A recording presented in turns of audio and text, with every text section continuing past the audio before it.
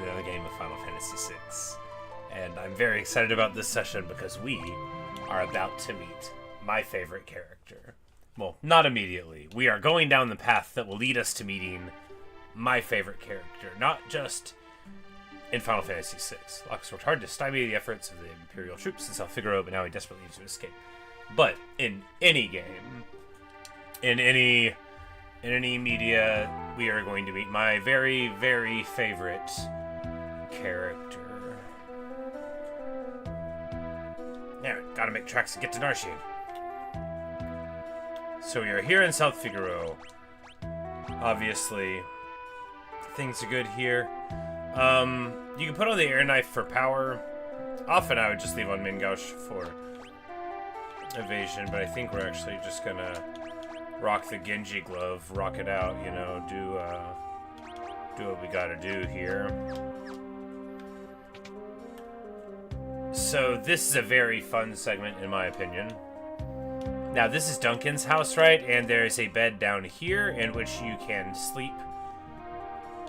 No, there's not a bed. It is just a save point. I lied. I think there's a bed here. It doesn't matter. We won't need a bed. We won't be getting into that many fights. I'm like, can we have the tea? No. Rich people's homes always have secret passages. You just have to search till you find a place where you can feel a draft. She helpfully says.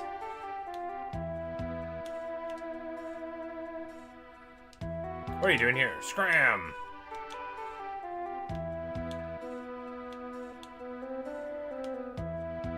And of course, there's Magitech armor guy there. We don't want to brawl with him. No, sir. We've got too much respect for that. Stay away from the armored soldiers. They'll kill you just for talking to them. Yeah, South Figaro was a more welcoming place last we were here. You're that infamous thief Locke, aren't you? Oh, no, that was just plain rude. I'm a treasure hunter. Don't you forget it. And now, we get to a unique part for this part of the game where you can steal the clothes of the enemies occasionally to take on their aspects. They're a little tight, but the price was right. Wow!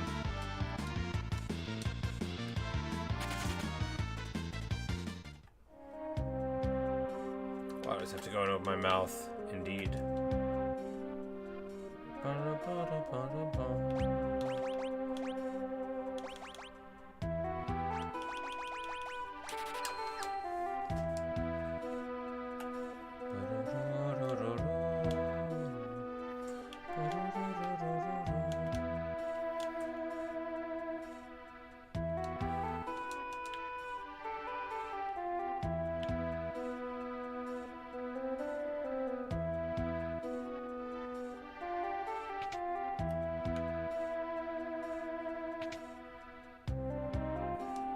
And, you know, we'll talk to this guy and he'll want his cider.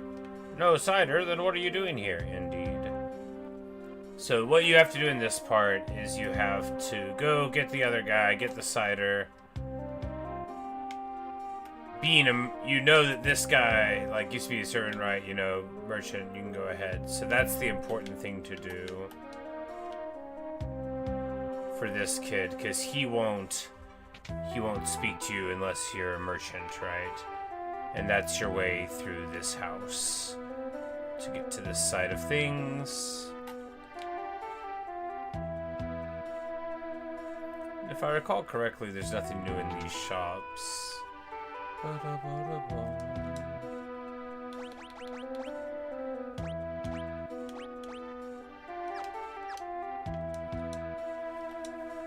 Soldiers in the Imperial Army have different ranks. The ones in green are the low-ranking grunts.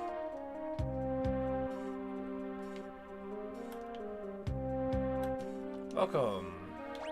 Welcome. The slow-ranking soldiers in green love to start fights, even though they never win. They're so slow you can steal the clothes right off their backs. Helpful. So now, of course, we're going to find a soldier in green we already get this earlier? Yeah. What are you doing here? Scram! And this cadet, you know, he's very prideful. But we get a sweet evasion there.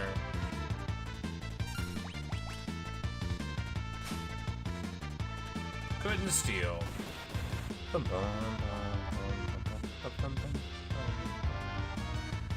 They are, of course, not very damageful, but we have, like, iron armor and stuff on Locke, which, you know, he's quite defensive compared to if you just go in here directly after the split and you don't get access to the sort of later Sabin track items.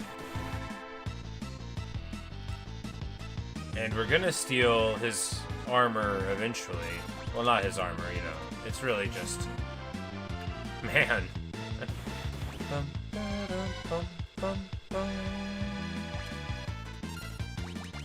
I feel like if you put automatic on, it makes the bar go slightly further, but there's like, I don't think there's a fast forward that's not put it on auto battle, so we gotta do it. Haha, there we go. Stole potion, stole his clothes too. They're a bit too large, but he didn't charge. And of course, then it changes their name to Birthday Suit, which I always thought was a funny thing whenever I was a kid.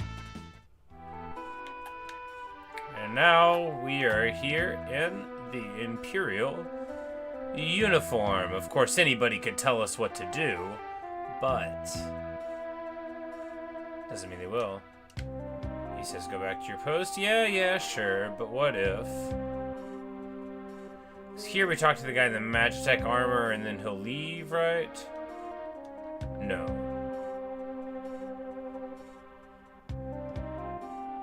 It's this guy.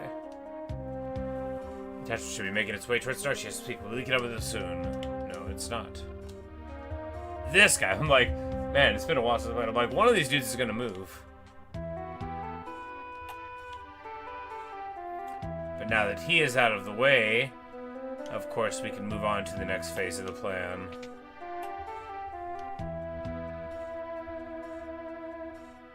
We can move in here, chat people up.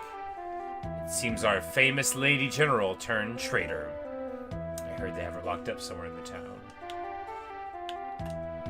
Oh no, I'm late for my shift guarding the underground passage to the mansion! Oh well, better late than never. Heard there are 2 tunnels beneath the northern mansion. One leads to another house, the other leads out of town.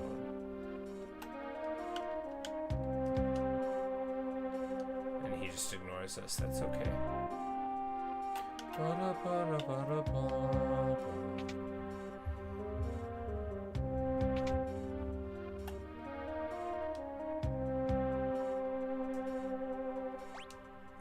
And he says he's out of everything that he needs. But we're just gonna ignore him because we want the merchant closed later, I think, but... Like, no, we need to go... Like, do we need another sprint shoes? I mean, technically, yes, it's fine. Like, no, we need to go the other way down in the regular tavern area downstairs there. That's right. I remember. I mean, vaguely. I've only played this game about 1,000,000 times.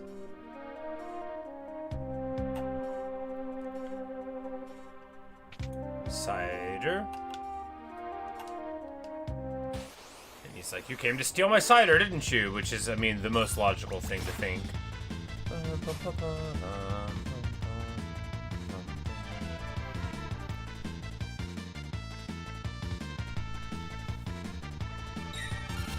But I always liked this party split, you know, because you get Locke getting to do, like, thief things, sneaking around, you know, gaining information to figure out, you know, what's going on.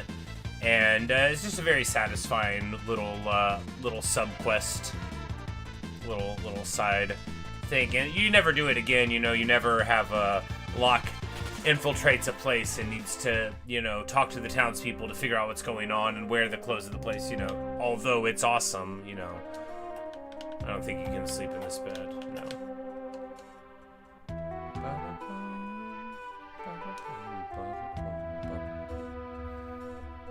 yes, we have collected the cider. And of course, this is like... I'm not buying anything, but yeah.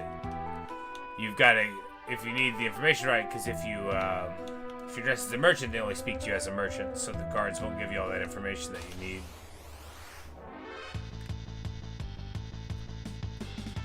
But we messed up here, actually. So I forgot that the green ones just sprawled every time. Well, I mean, no, we can just kill them and then keep the merchant clothes. We need these. We don't need... I'm like, yeah, they already have a ton of hit points.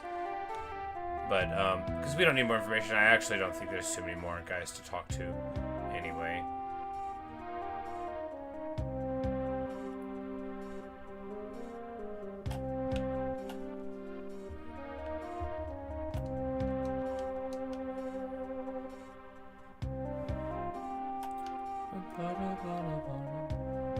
But of course, you know, we know about the cider from the previous time we're in town, and then, you know, the soldiers tell us everything we need to know when we're dressed as a soldier. To let us know that the rich man's house has tunnels, and that they are guarding it. Secret passage? Well, yes, there is a secret tunnel from here to the mansion on the north end of town. Secret tunnel under South Figaro. Go downstairs and tell my grandson the password. It's, I forgot. I'm like, how do you actually learn the password? I'm sure I don't actually remember. I think it's just that the choices are funny, because one of them is like a Citizen Kane thing, right? Yeah, your choices for the password are Rosebud, Courage, or Failure. Obviously, Citizen Kane is not the answer. Courage is the answer. If you get it wrong, I think they just, like, push you back to the save point, and then you just have to, you know, try again. There must be something that tells you the password. I feel embarrassed that I don't know. But, you know, once you learn it the one time. I think it's that Failure is just not, like, a very cool-sounding password. And then here, it's empty.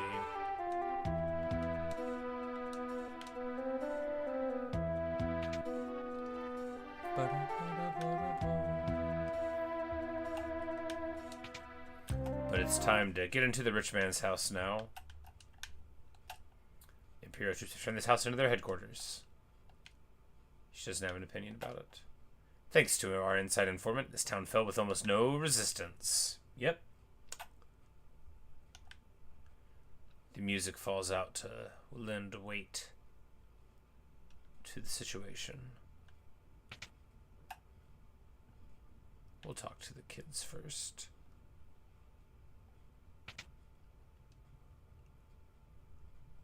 They've even... Clang, clang, clang, clang. I'm Magitech armor. Got a guard in. Wind the clock, wind the clock. That was just a jump rope rhyme.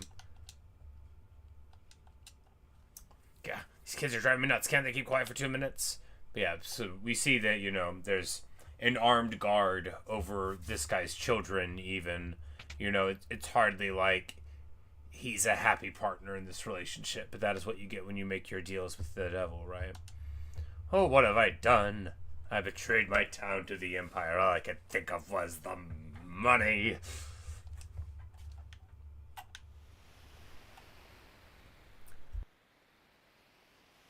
But the music drops out because the audio cue of the draft, as you could probably faintly hear there, this is what lets you know that there's a secret tunnel right here, because one of the other things is like there's draftiness that lets you know where they are, right? And that is the functionality of the music dropping out. And we're going to remove disguise.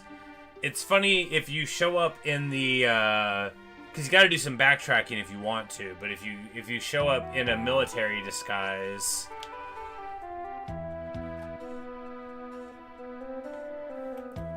you can get a funny little Star Wars reference out of her.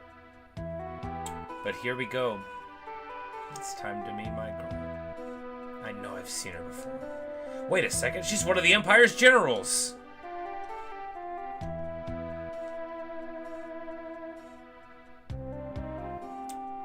This is what happens to traitors. A magic technique forged by the Empire and timbered in battle. None have ever truly known the woman beneath the general's guise. Meet Celis Shadow. So the mighty Celis has fallen. Not as far as those who'd use their strength to oppress the weak. Quiet! Kefka's planning to poison every last woman, man, and child in the kingdom of Doma.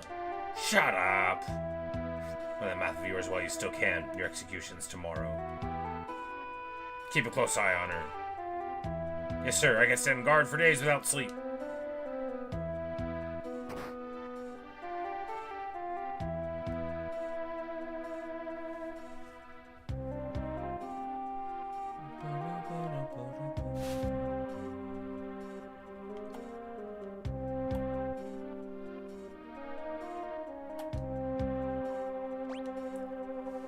We remove her by names, and she says, "And you are?"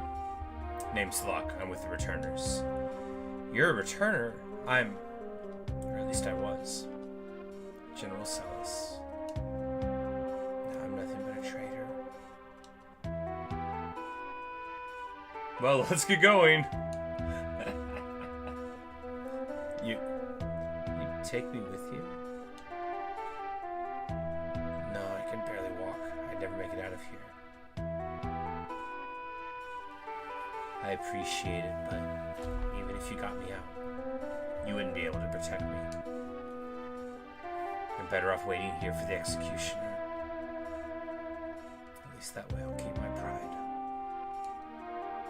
I'll protect you. Trust me, you'll be fine. Winks. Let's go! Wait. This soldier might have something on him that could help us get out of here. Do I look like a waiter? There's a clock key in his pocket. Stealing is wrong, he says, but no, of course. More soup and mumble. And some bread, too.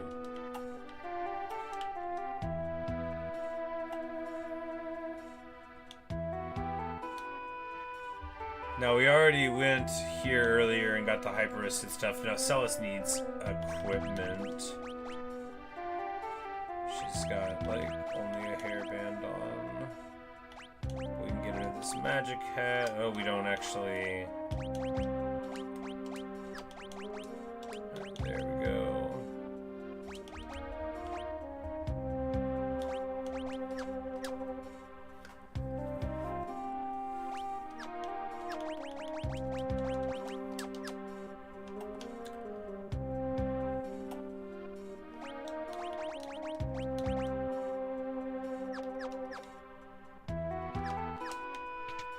You know, we forgot to unequip some people, so we didn't shop at the end of the Sabin line, so we were not super prepared for this, but it'll be okay. And here we've already been earlier, but of course, an old clock. It's ticking. We need to find an old clock. It's not ticking. That's this clock. Wind the clock.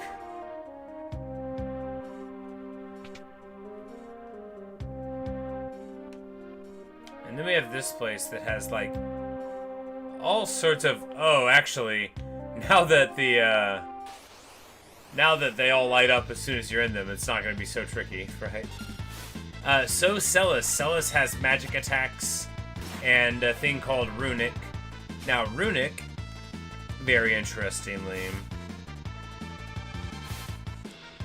like, acts as essentially a lightning rod for spells. Celis is an ice wizard who also cures. That's how she starts out, of course. We're not getting ahead of ourselves with the game, but, you know, they don't always stay the kind of wizard that they are. And indeed, eventually we'll see any number of elements of freedom. He runs away. I think even with the Mithril Knight, like, even though his setup for the Genji Glove is better, because we want to steal with him. Alright, we just wanted to see if...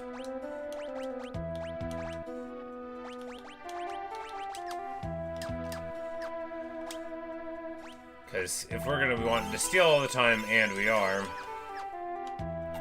there's that. Now there is a ability called Poach. Which, do we drop the agility for this? I mean, I think it's fine too. It may not be right too.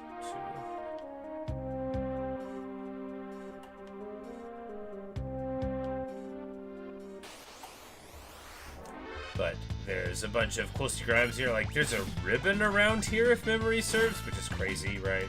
Oops. Used Runic by accident. It doesn't cost anything, it's just, so they're not going to use magic, but it's a lightning rod for magic. It gives her the magic that they would have spent on it, and she takes no damage. It becomes... so the thing about Runic is you don't really need to use it that often in the game, but the times where you do need to use it, you need it very badly indeed.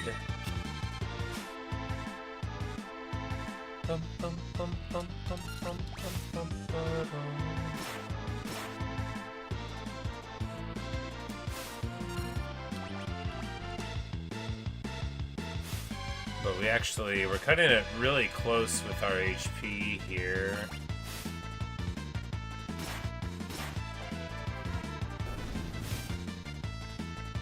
But we should be fine, right? And then we can heal after the battle. Oh no! Nope, there we go. That's an expensive mistake.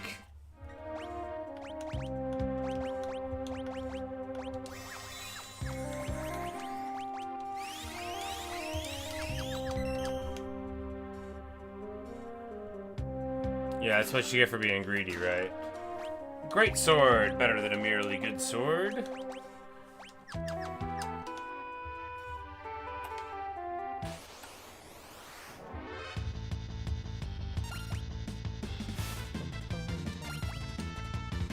Miss. Terrible.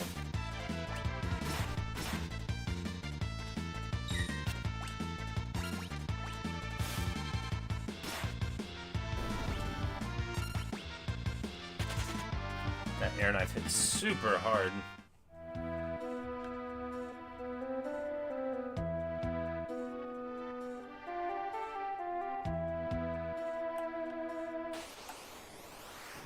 Yeah, we want to go down that way.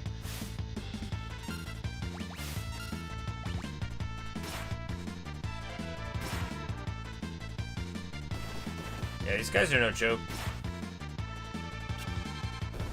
If we keep on missing, then it's going to be even worse for us. But here, I mean, we just keep on trying to get through it.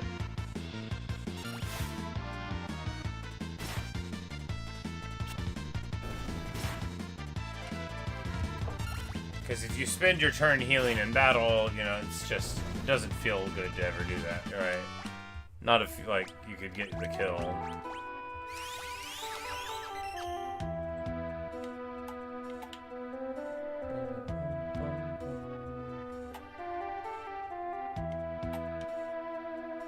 There's like a monster in a box? No. There's not. Yeah, there's the ribbon box. Now, ribbon is, of course, a famous item.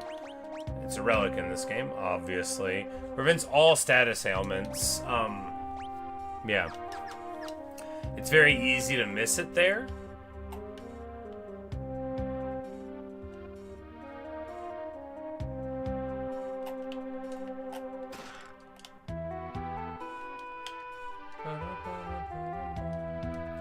I think that's everything in here.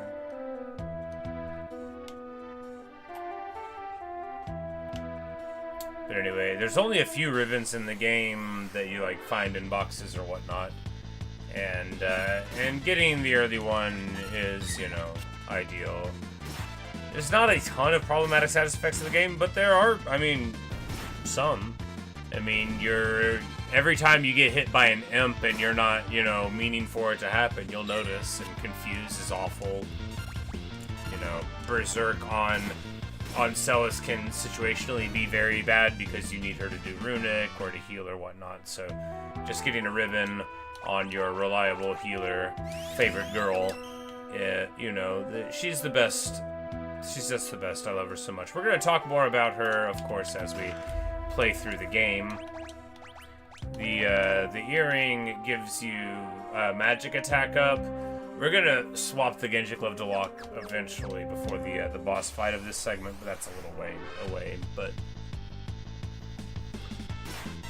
earring gives you magic power, and 2 of them give you even more magic power, which is pretty sweet.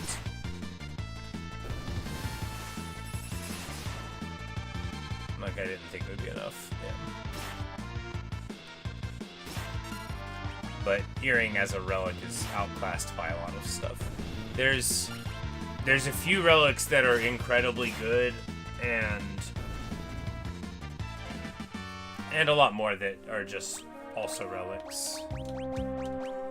But since you got to compete with your 2 slots, you know, and your I'm like, yeah, that's right, this one's empty. I think that's all the cool stuff that we get here.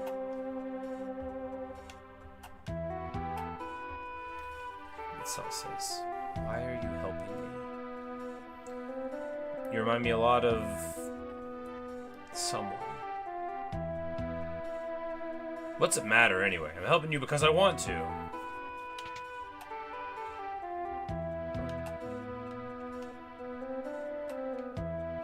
And you know, we get out.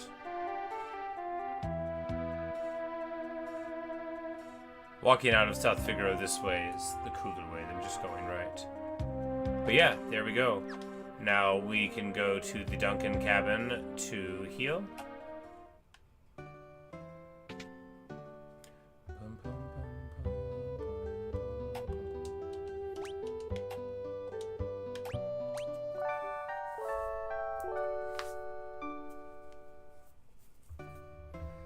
We know the plan, right, is to get back to Narshe, so that is just what we'll do. And we know the way back is the way that we originally came here, right? So we shall get on the road to it.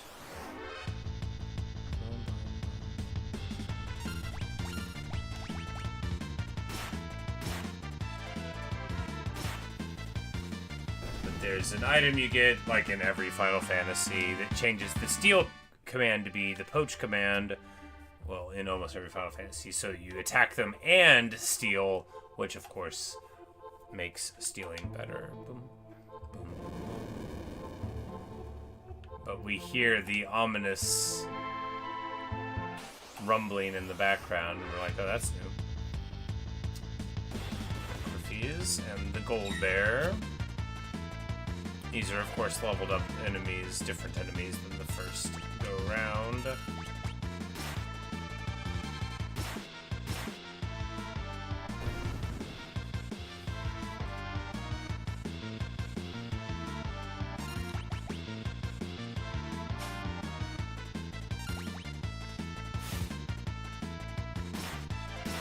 You know, I bet they're sorry about the back attack now.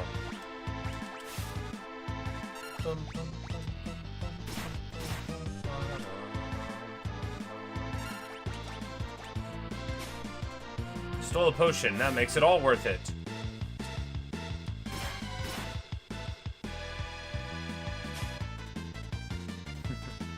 It knows that, you know. There we go.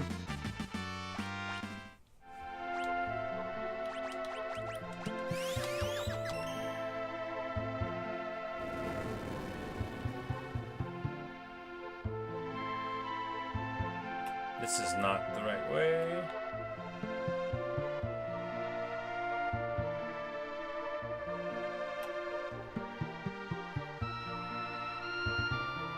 That turtle... What's that noise? That turtle will become very important someday, right? But not right now. We're not going to get ahead of ourselves.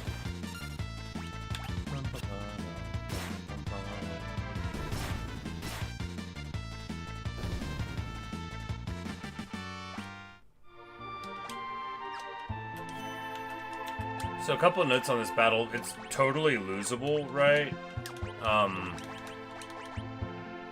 The equip screen and the relic screen used to be different. I'm pretty sure that's true.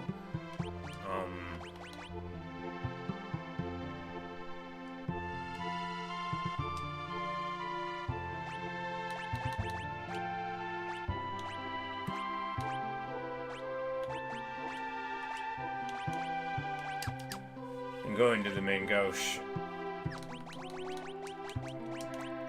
doesn't really hurt you too much there.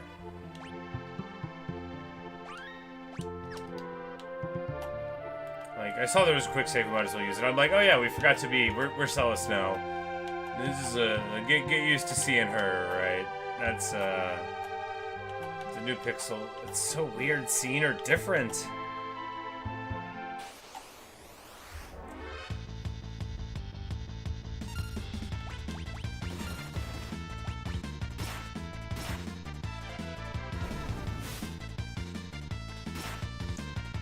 But basically, we're gonna have a boss fight where Locke swings and Celis just lightning rods the attacks, and it'll be fine. The Genji level will be good, and that's the thing about. I can't believe we forgot to swap to Celis. Something's coming through the wall. Tunnel armor. If that thing hits with its magic, they'll be scrubbing 2 big scorch marks off the wall. So what are you supposed to do? Don't worry, I'll draw its magic with my runic blade. And you'll be okay. Just you watch.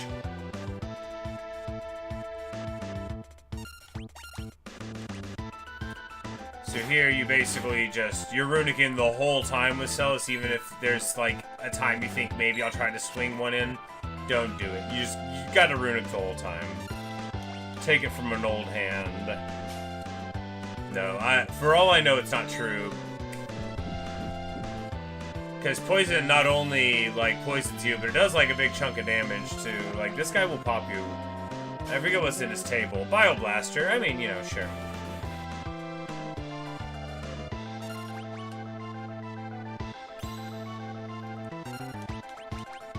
But it doesn't take too long to work him down.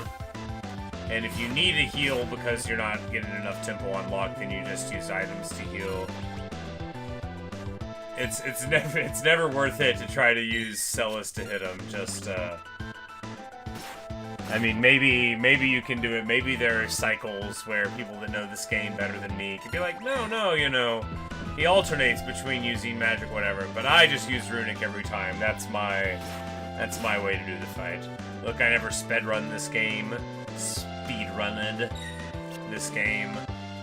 What we used to do were like challenge runs, right? So you would try to do like a low-level challenge run or a very low-level challenge run where, you know, you would have one where you didn't take any random battles that weren't like important, you know, no running back and forth type of thing, you know, see how low level you could beat it, or one where you didn't do random battles at all and then you just tried to, you know, piece together the lowest possible level that you could do, because boss battles don't give you experience in this game. So, you know, there was just trying to do stuff like that.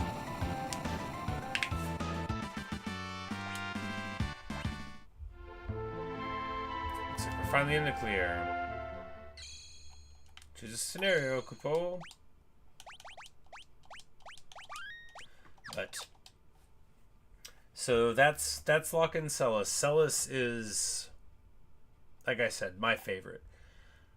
I don't want to get ahead of myself, which is why we're not giving a huge speech on Celis and her background and everything, because there's, you know, a lot of what we're going to be doing in this game, even though it's an ensemble cast, is very much going to be centered around two characters and their sort of separate but very similar destinies in Terra and Celis. The Empire's troops in hot pursuit. Ben and Edgar and Terra ride the rapids toward Narshe, but the going won't be easy. But as more of the story unfolds, we'll talk about the comparisons that emerge between the characters, their paths, their backgrounds, their feelings, their alienation, and what makes them who they are.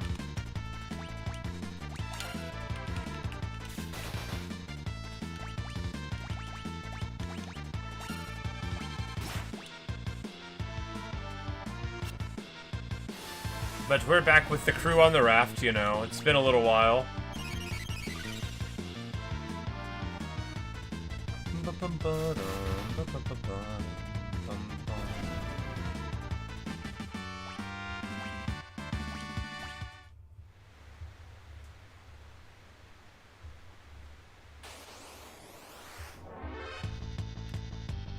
Can you run from these battles?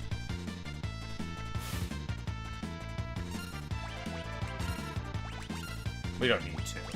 I'm not trying to stay super low level.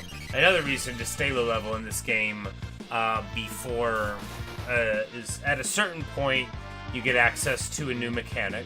We're not going to get ahead of ourselves, but you get access to a new mechanic, and part of that mechanic is a enhancement on level up. So you've got a certain thing on, and like now you get +2 attack power, vigor. Or to magic, or to the HP bonus that you get from the level up. Any old, whatever the thing happens to give you. Speed. And so there's, if you want a hyper-powered group of people, you can try to, be as low level as possible so that when you get to that mechanic, you can take full advantage of it. Or to even then push it further and further as far as you can to see, how high of stats you can get. This is totally unnecessary, mind you. There's nothing in this game that requires that behavior, but it can be fun.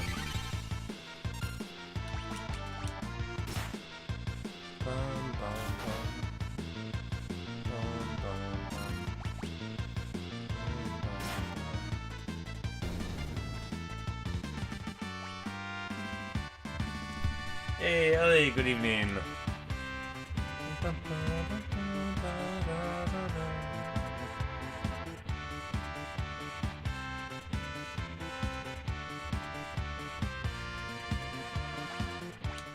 The Lola music is just all-time great. Not a looks like it should be a Pokemon, indeed.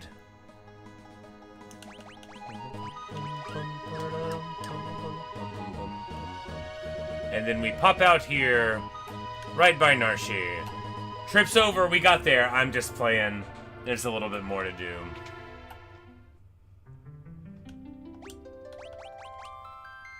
Here at the Adventure School, we've got all the best music.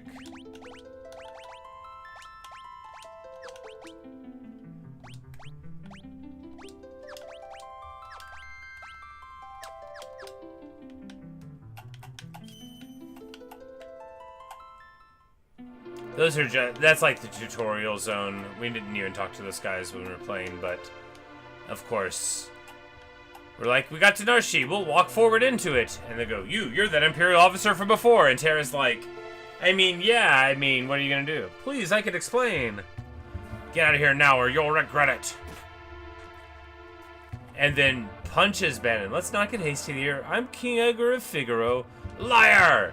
Punches him too, and Terra's like, okay, I'll, you don't have to tell me 3 times.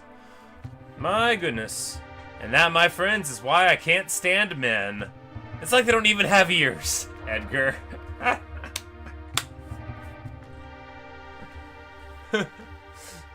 Edgar's like Austin Powers if he were a king, right? So, it's just a very fun thing for him to say.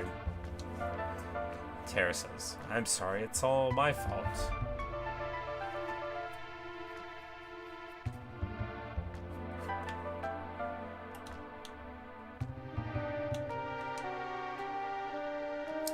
When Locke first rescued me, we came out of the mines right around here. He fiddled with something. Yes, he told me. Twist the stone like so, and...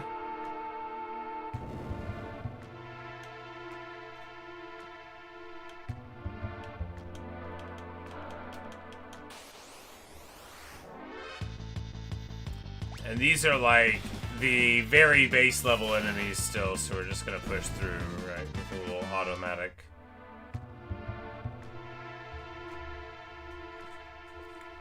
What do your headphones even cover?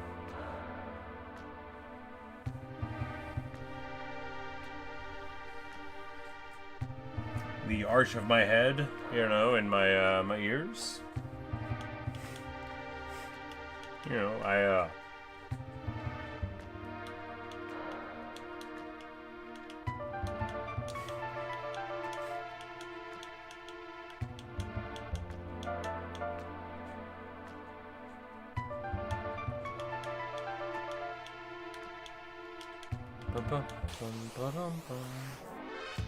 And now we've got upgraded dudes, Valiors.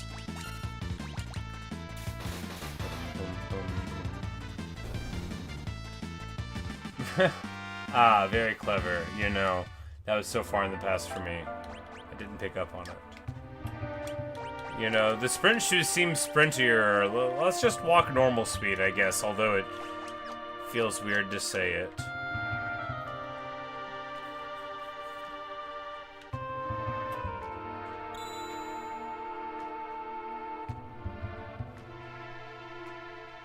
Oh yeah, you want it on for this path anyway. So this is the most annoying thing in the whole world, right? This must be the place. I've heard of it. It's a cave they use to test applicants to the city guard. It seems this is it. We should be fine as long as we follow the light. If we make this mistake, the lights will surround us. Then we'll have to tag the glimmering orange light to proceed. Now...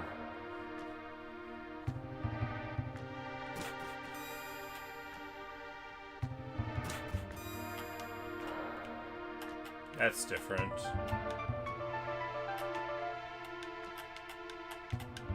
Anyway, if you don't hit the right light, then you have like a random battle or whatever. But yeah, you just gotta walk through it. It's I don't know why there's never anything else like that in the game. There's a couple of things in, you know, like in Locke's thing where you, for the first time, like steal somebody's clothes and take on their identity and like need to infiltrate that you never do again. You also never need to follow a light again. Kupo?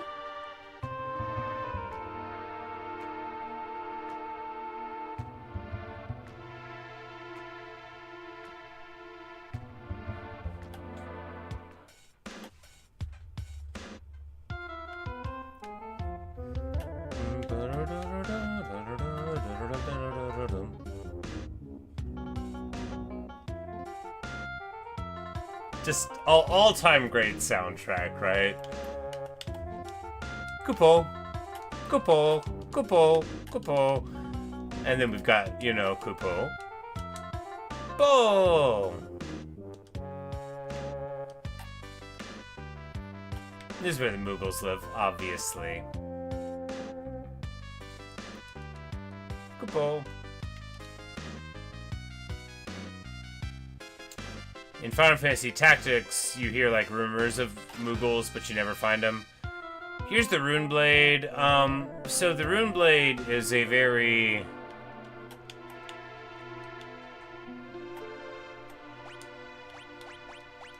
problematic weapon. It's super powerful, right? But... It does crits all the time, but it uses all of your magic points to do it. So it's like, you basically can't afford to do it. Kupo, those are Moogles. Kupo is what Moogles say. Like how Pikachu says Pikachu, Moogles say Kupo.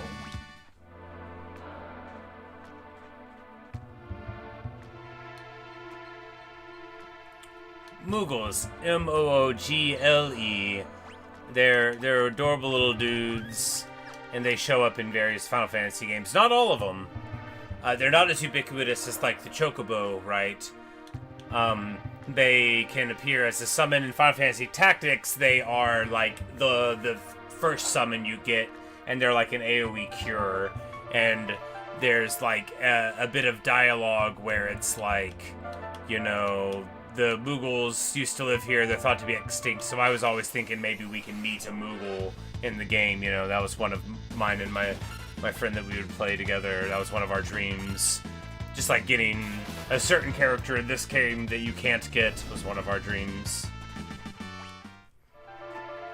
But Moogles, they're awesome little guys. At the very beginning of the game is Terra still under the power of the slave crown with the Emperor in Magitech armor. We march on Narshe, where we are right now. Right? And we see this thing called an Esper encased in ice, and then we get zapped, the guys we're with get vaporized, and we get freed.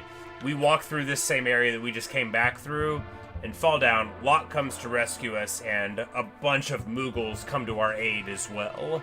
So they're like the first crew that we meet that's just like all on our side, and they like come to fight against the guards. Like, these aren't even like bad guards relatively, they're just mad because we like literally showed up in armor working for the Empire, and they rightfully had a problem with it. But of course, there's more context than all that.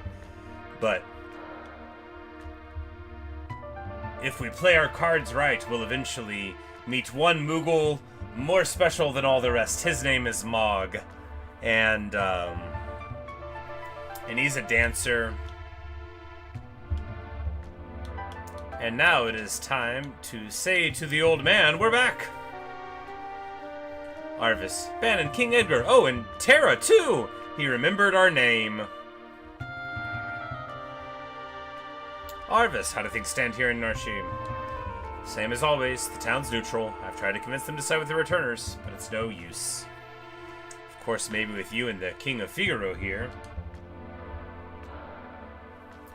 So this is like the end of Terra's path, the Terra, Ban, and Edgar path. So, you know, the Salas and Locke path is like 30 minutes, and this path is like 15, and then the Sabin path is a good couple hours, right? That's why I usually say you do that one first, but everyone's been a little on edge since the Esper was discovered. Bannon gives her an angry look, but his legs are sort of obscured by the ceiling, so you can't see like what's going on that much. Like, is he getting ready to do like a sweet sidekick? It's hard to say. We believe Terra may be able to help us get answers to our questions about the Esper. But the townspeople still have plenty of questions of their own. If we approach them the right way, there's a good chance they'll agree to let her see it.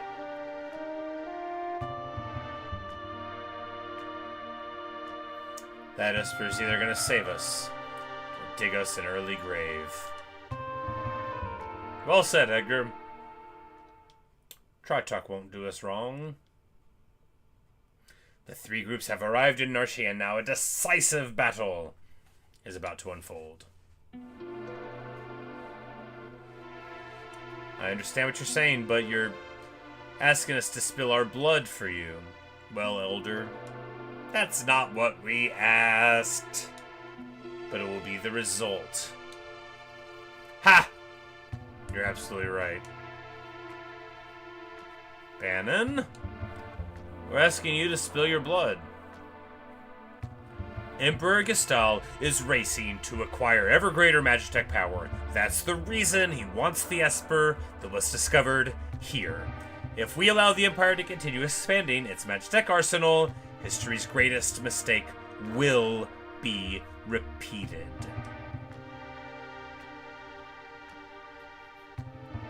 I always imagine that Bannon's speech as being, like, very harsh. I don't know what Bannon's voice is supposed to be like.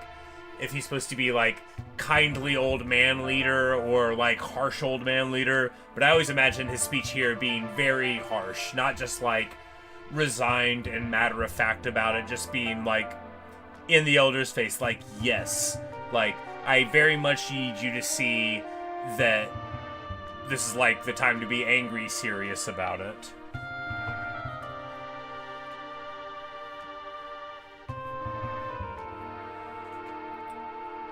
You checked your Dr. Mario memory and it was just super wrong? Oh, well, you know.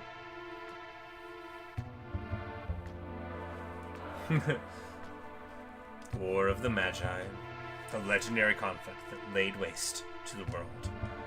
You saying it could happen again? I thought humans to be wiser creatures. Ha! Ha! Ha! Yeah. Nice dream, buddy. Edgar! Sabin, you're alright! Huzzah! Who have you brought along? I am Cyan, a warrior of the Kingdom of Doma. Ooh-ow! Gow! The Empire killed everyone in Doma, down to the last child. Kefka poisoned them. Barbaric, we'll say. Proving that they have Greek people in this world too, because otherwise, what's the concept of barbarism come from? Anyway, there's your little linguistic joke, it's inevitable. Elder? How did I know he would say barbaric? I didn't think they would change it. But that was because Doma was collaborating with the Returners. As long as Narshe remains neutral, we have nothing to fear from the Empire. Think again. Locke! The Empire is poised to attack Narshe as we speak. What? Locke, where'd you manage to get your hands on information like that? Celis here was one of the Empire's and Cyan's gonna be like, Sir, it is her. I thought she looked familiar. Sir Gal, step aside! Bonk. Tosses him like 15 feet. The infamous General Celis. The woman single-handedly responsible for the sack of Miranda. Stand and meet thy judgment, Imperial wretch. Wait! Do I look like a waiter? Celis has promised to join the Returners. She's fighting on our side now. Be that as it may, I promised I'd protect her, and I won't give up a woman I've sworn to protect. Locke, you still haven't gotten over that, have you? Terra says, I was also an Imperial soldier. What?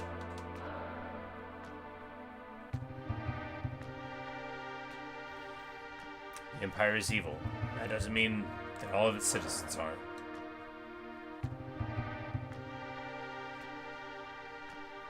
Sabin says, I'm gonna have to defer to my brother on this one. He puts his dukes up. He's like, look, we just all got here. You're not gonna stab anybody. The Empire's marching on Narshe. We don't have long. And they're all like, surprise face.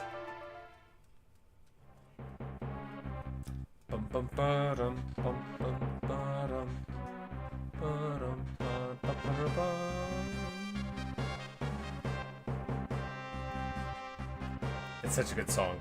I don't care what you have to do. Just give me that Esper. Kefka, sir. What about the civilians? What about them? Kill them all. But, sir, Narshe is a neutral city? Idiot! Read my lips. Mercy is for wimps. There's a reason oppose rhymes with dispose. If they get in your way, kill them. March! Hey, he's Kefka's a real guy. Seems the choice has been made for us. Let us make ready for war! They're here for the Esper. Moved it up into the cliffs above the valley. Sure. Why wouldn't you? Magic ice monster. Let's just move it up into the mountains. Seems good. And that's where we'll make our stand. Kefka's very silly for someone so evil. Oh, yes. Don't go falling for him now, thinking he was protecting you out of love back there. Thanks for your concern, but I'm a soldier, not some love-starved twit. So much for my next suggestion. Edgar's like, you don't need to worry about him. I'm a nice guy, though. Terra, who'd have thought we'd meet again like this? You can use magic too, can't you? But it's different from mine. I was raised to be an Imperial Magitech Knight. When I was still very young, I was artificially infused with magic. And Terra says, one of my favorite lines in any game ever. Is it possible for you to love other people? Are you mocking me? Not realizing that Terra is very concerned with this question for herself. But I really like this sequence of everybody meeting Celes, because as I've said, Celes is my very favorite character, but that interaction with Terra, who they are very much mirrors of each other, right? Because, well, we're not trying to get ahead of ourselves. We'll wait and describe the phenomena as we see them. We're not going to get ahead of ourselves. I'm so tempted all the time to be like, all right, so here's my 3-hour verbal essay that I did not write for, and I'm now just going to extemporaneously deliver on the nature of characters in FF6. But no, do not think even for a moment that I trust thee, Cyan angrily says. And to be fair, she's a general of the Empire. Canonically, okay, so, like, how far I've decided what to do. Look, character age in JRPGs is a shambles. It's like in like anime and manga pretty frequently too. It's a shambles. Celes is supposed to be canonically like 18 years old in this game. And so is Terra, which is more fine for her. Because Celes is like a general, and she's 18. This is bonkers. It doesn't make sense at all. She should be at least slightly older. Even though the whole thing is that she's like child soldier brought up into the system and artificially infused, like it's still, just for context since we haven't said it yet, Celes is supposed to be 18 years old. But she's like in charge of a huge wing of an army. That's not what you use your engineered super soldiers for at young ages. You don't give them command.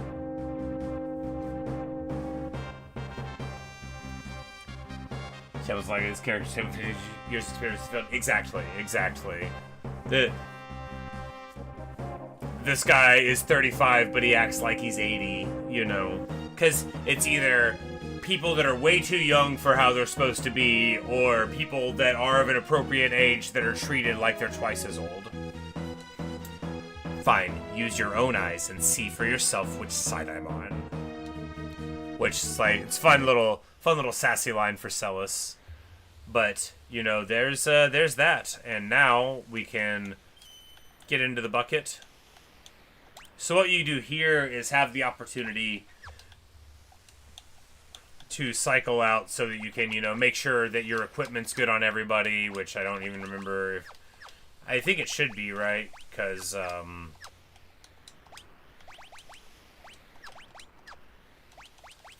we don't want the Rune Blade.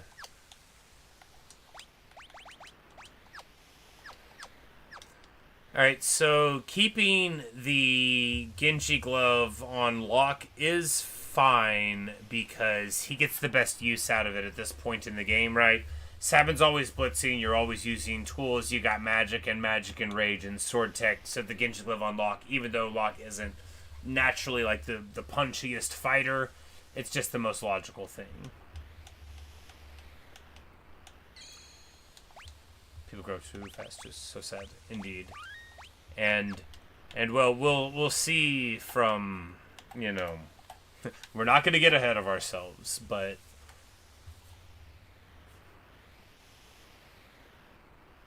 it's not that Celes is too young for her story, it's that she shouldn't be a general. It sounds like I'm getting too hung up on this, but it matters in, like, the broad storytelling implications of somebody, like, it's just anime logic, right? She is exactly the right age for the story that happens, and for her psychologically, and for how she interacts with what goes on. That's perfect. But she shouldn't have been a general. Like, it's just not, it's not logical. Anyway, really, I would say that this game doesn't suffer overmuch from that. It's just that's the biggest age-related thing. Later on, there's a character who's, I think, supposed to be like 10, and she definitely acts more like she's like 13, but that one's hardly a big problem. Are you ready? Yes. No. Yes.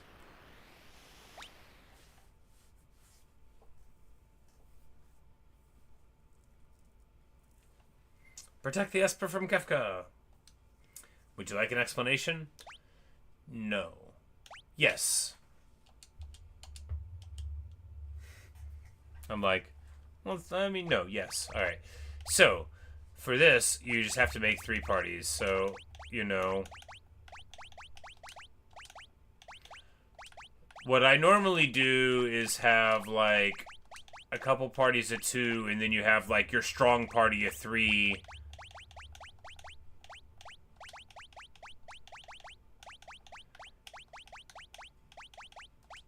So, you know, like this party, or we could do, like, this party, which this is my classic setup, right? Where you have your powerful, you got Celis here to Runic for the Kefka fight, and Gao to just, like, go feral and rip people's faces off Sabin, because he's the coolest of all these guys. I don't love Locke, right? Like, Locke's fine. I like him. Sabin is, like, my favorite of the core characters that are dudes in the game. I like Celis and Terra dramatically more than I like almost all these other people that we've got on the screen here. I really like Cyan as well, and Edgar's funny and all, but, you know, anyway.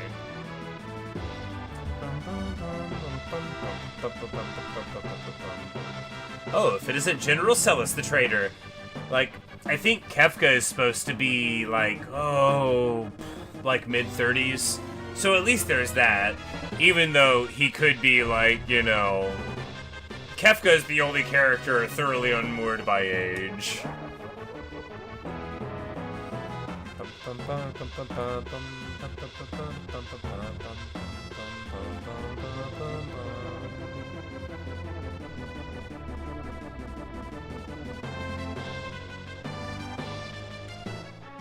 So you don't understand character placement at all. The hardest part of triangle strategy. Yeah, okay, so absolutely so. We'll talk about that a bit as we move up through here. So what we're doing here, right, we need to be able to, you know, you block off the routes like so. Because you don't want any of them getting up and around you.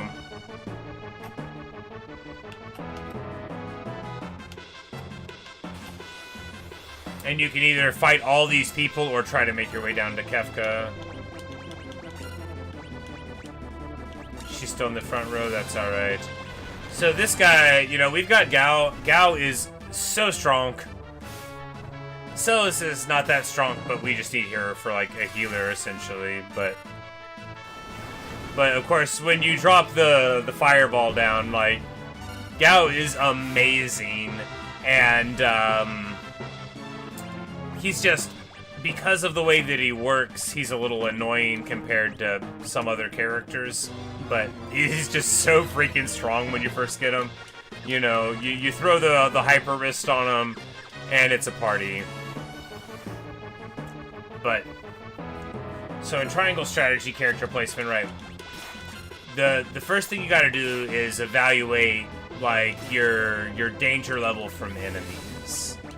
Principally, like, can I take area of effect damage? Which is almost entirely, is there a wizard? So if there's a wizard, you don't want to be in a big clump. Otherwise, it's probably better to be in a big clump because you can protect your flanks from follow-up attacks. What you want to do is present, like in classical fighting, right? Like a united front of people, a wall where your tanky dudes with the shields, you know, Eridor and such, your people that have better defenses are in the front of your lattice, and then you poke out with ranged attacks and with archery and magic. You try to kill the most dangerous people, and then when you soften them up a little bit, then you snake out and hit them. But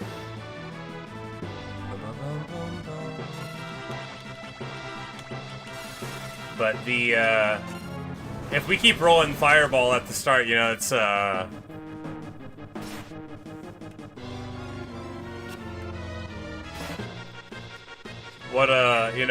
because it splits the damage, it's enough to pop 2 of them, but it's still very good indeed. And then the second fireball, they can't live through that.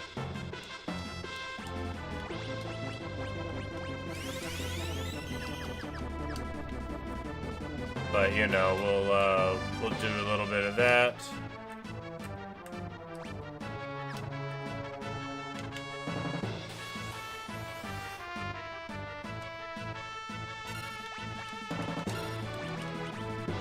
But so with character placement being a problem, a lot of that is probably just a whole lot of how a game like Triangle Strategy, like a tactical, positional-based RPG, is going to play out will be decided by where you started your guys on the battlefield and by the first couple of turns.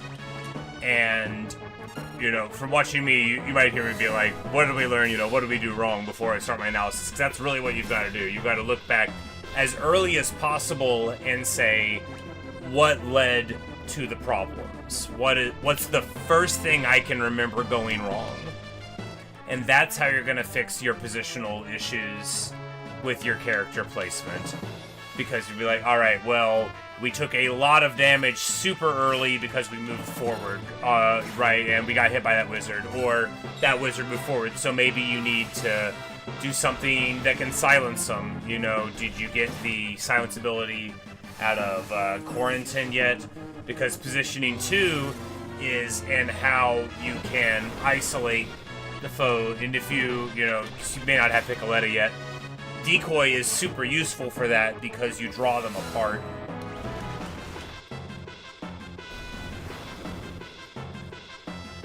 But just like principally, yeah, you have to lean into safety and numbers, and don't get caught up in the siren song of doing a little bit of damage to an enemy. It's not worth breaking into your defenses. You gotta be in it for the long haul.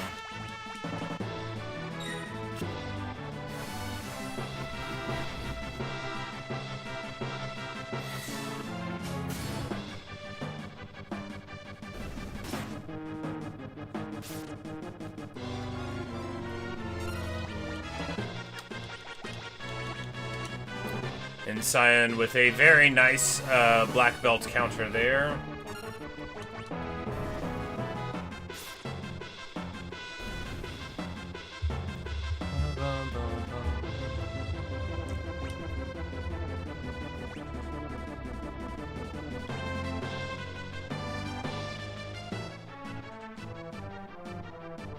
Got that guy. Nice. Yeah. Well, I would say one of the most amazing things structurally about Triangle Strategy, and what I'm really impressed with it, is how it lets you level up even while you're not winning the fight. And, Fedor. Fido-R is the name of the dog. Fedor. Fyodor is the name of Dostoevsky.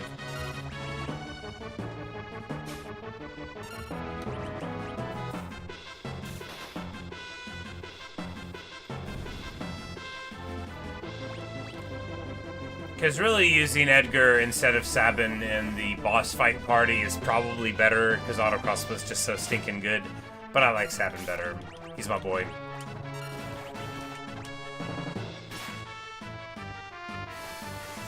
We should probably have Terra back row, given that all we're doing here is magic.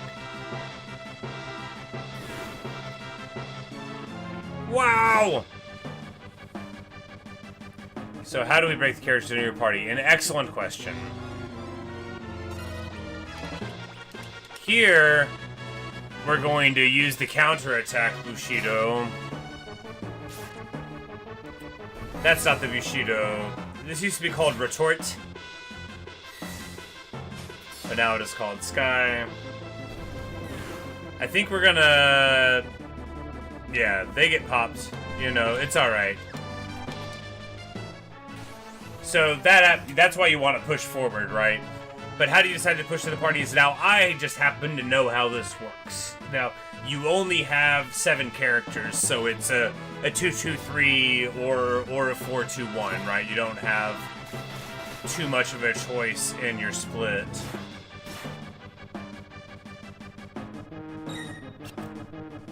But basically, I just know there's a boss fight, right? So you want one party to be stronger. You want a wizard in that party so that, you know, if things get weird and one of your parties drops like there, then your weaker ones in the back should use Bioblaster.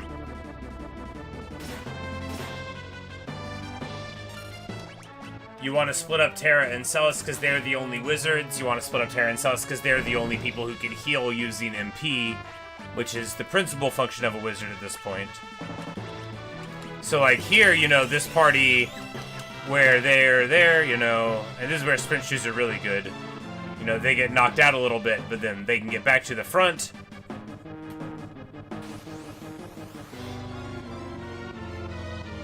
But yeah, but we just wanted, that's basically all that there was to it. We wanted Celis in the strongest party, because we're going to use Runic in the Kefka fight to Lightning Rod. This should be better because it does better against the high armor of the Magitech guy. The game can reward you for being at low HP like this, with special character unique attacks. They're very fancy. Magitech Laser! That one's a sick move, you know, you're never ready for it because it does tremendously more damage than the other one, but he dies to this Bioblaster.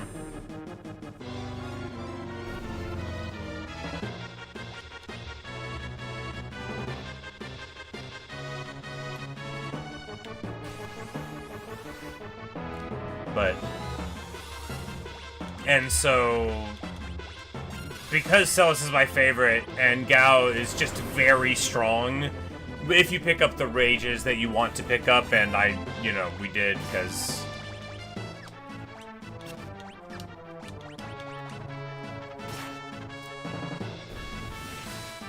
because I knew we would want to. Now, Gao is a character that you want very much for this sequence, and then... I mean, depending on who you are, you can use him for the whole game. He's very good. It's just...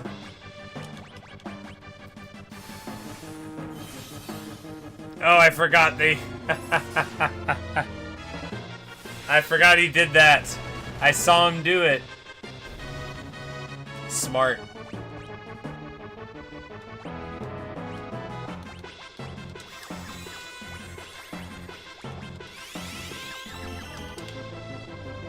But I think that's all of them, except for this last guy. Hell's Rider. You always want to fight him, of course. Oh yeah, we should have brought Locke to steal from him, though.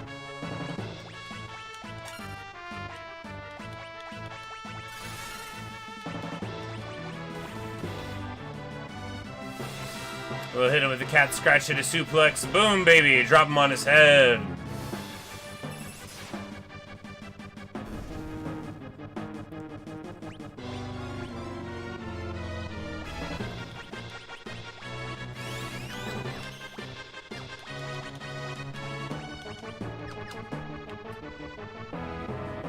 Time to go.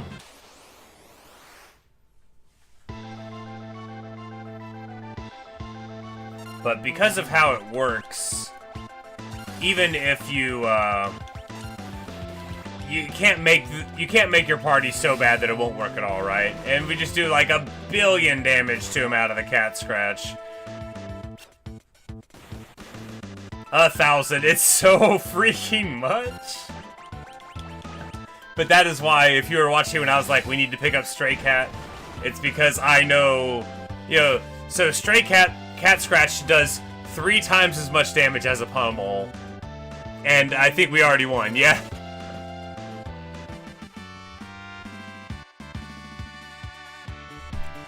Gao's crazy powerful. Anyway, that fight, as you see, so, if your auto attack does like 100 and Sabin does 300, Cat Scratch does 1,000 there, so that's several times faster than the fight normally goes. Kind of feel upset for letting it go so quick. But anyway, Kefka fights you there, and it's not supposed to look that easy. Anyway, it's actually a great little fight, and but anyway, that's the strategy behind putting Gao. You can put Gao in his own group, and he can just like roll through people, but because he doesn't have enough hit points to live through it, you kind of want someone else in there. It also appears to be alive. Is that even possible? Terra, what is it?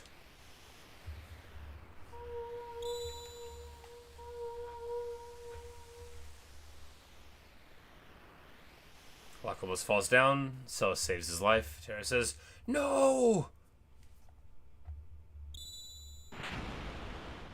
Now they all fall. Gao's the only one that's like visibly conscious and just like holding on and being like, "Hey." No, that's right. Sabin's talking too, but he can't get up. Terra and the Esper, they're reacting to each other.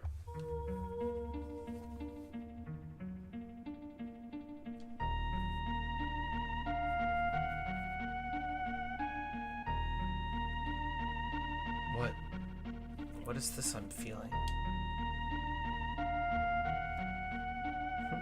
Did you say something? Please tell me. Who am I? Who? Terra.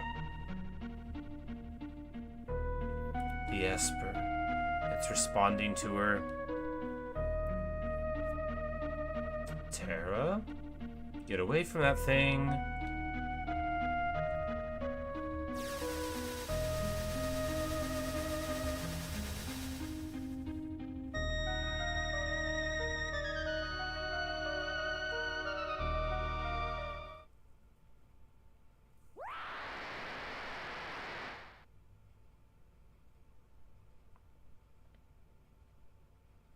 There she goes.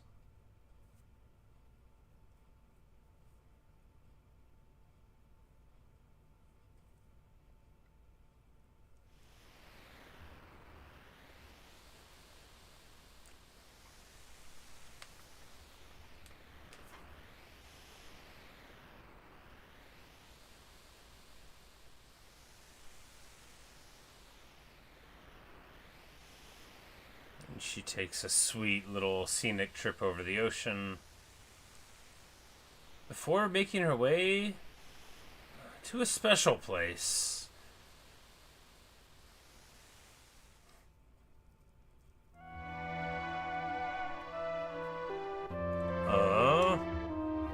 So it says, "Are you awake?" Where's Terra? She turned into a something and flew off. She looked like...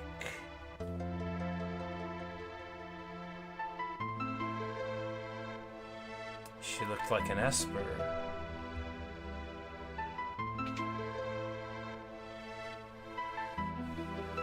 Edgar says, "Locke, are you okay?"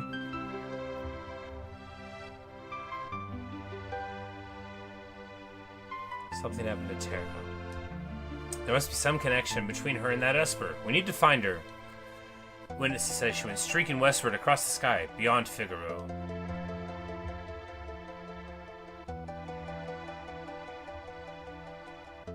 We gotta hurry. I promised I'd protect her. Locke. Let's not get ahead of ourselves. The Empire will be back again for that Esper. And someone needs to protect Bannon. She is a former Imperial soldier, but still, we must help her.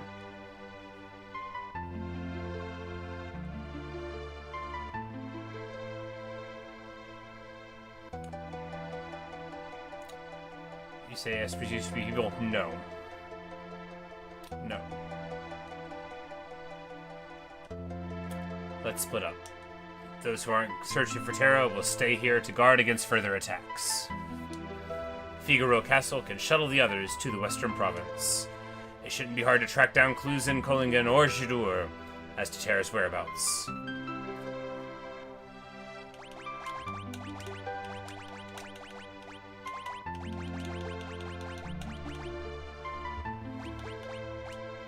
This is traditionally the party I would take. If you take Gao instead of Locke, it's just like a lot stronger, but you can steal when you bring Locke along. And as I say, Gao is not boring, but he is not interesting. Gao is a young boy who grew up in the wilds among monsters and animals and beasts because his father went mad and threw him into the wilderness. That's not boring, but Gao doesn't talk. Not really very well, and it's all very, direct. And while it's a little bit of fun, you don't like imagine Gao, going on this quest and being like a fun part of the party being there. Because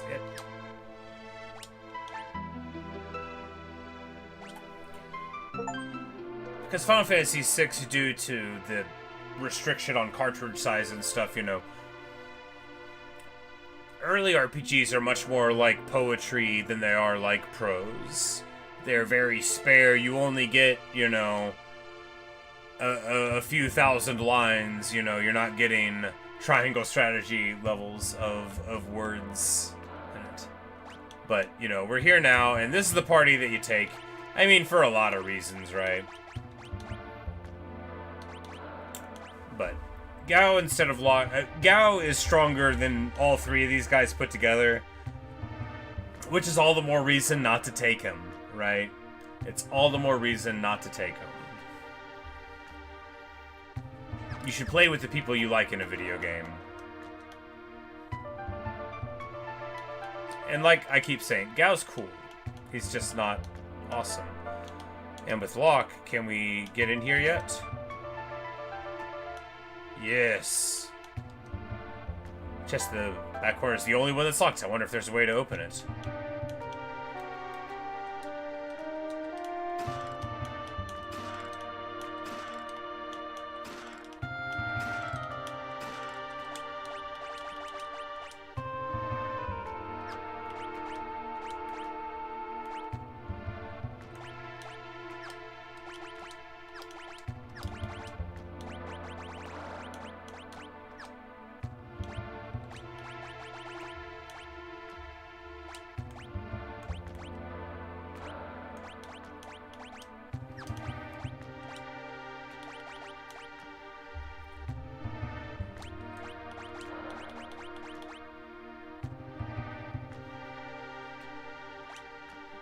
Because Thief's Brace are there.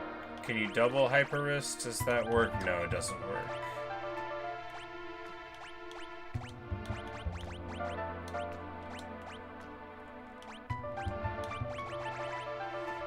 Alright, good stuff.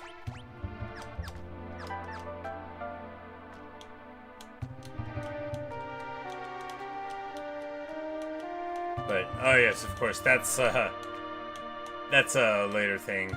And as I've said a million times, if you don't get the stuff out of chests, there's a lot of chests that get better items later in the game. We're not talking about the future, though. But there's absolutely no reason to know that, and no reason to walk into a place and not get the stuff out of chests. So, magic's real, I'll tell ya. The only thing that Esper's brought us is trouble with the Empire. Curse the day they dug up that freakish thing. welcome.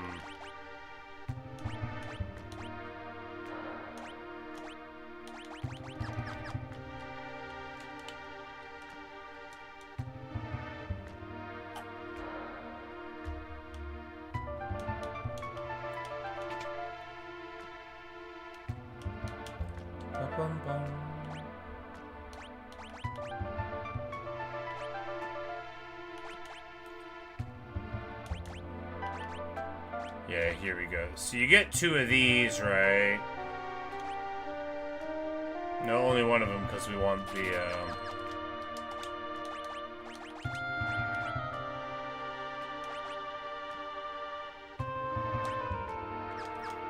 think it's still worth keeping them in the front. It's really quite good junk that you get here. You finally get the Mithril Spear. So this is a thing that you can get, you know, off of Mog at the very beginning. You don't actually need to buy it, though, because I think you get one pretty soon. And also, you literally never auto-attack with Edgar. Why would you? Here's a bed that's here in Narshe. Nobody knows why. No, it's, you know, for later. There's like a few places that you can heal up here.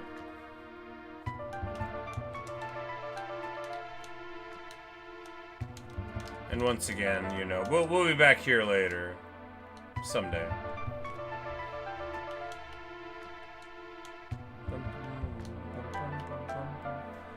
I saw me some Moogles playing with one of them big old Yetis the other day. Of course, no one believes me. Oh, the big old Yeti. Foreshadowing! Saw a ball of light shoot off towards the Figaro Castle. It looked almost like a person.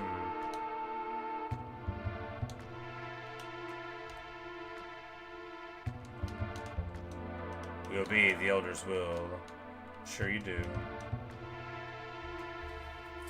That's right. You talk to this guy. He says, the building on the far right holds all the treasures I've collected over the years. Take them before the Empire does. One of the boxes is locked and won't open, though. It's too bad. I think that one had something good inside. Like, yeah, I was like, we're allowed to take it, right? And we did. We were, and we did.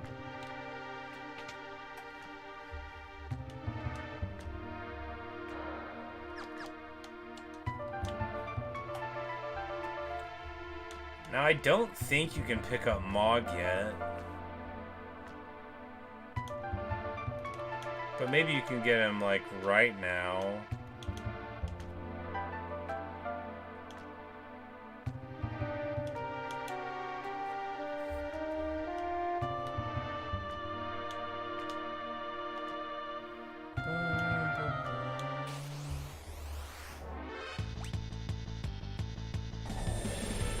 We prove our dedication. Oh yeah, the poison damage of course heals the rat. We prove our dedication to finding Terra by immediately saying, huh, let's go back underground.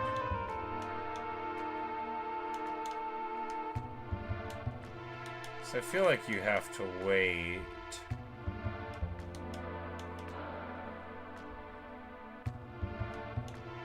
Yeah, because this is just how you get up here. I don't think there's any point in coming up here. Beyond that, it looks very cool. Yeah. You could try talk again. But anyway, that's right. Well, that's the path that we'll take later in the game for a reason. You know, we're not going to get ahead of ourselves.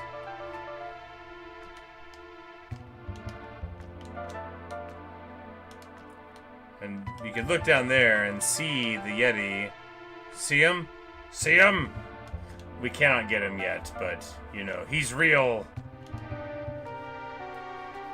The one abominable snowman is real.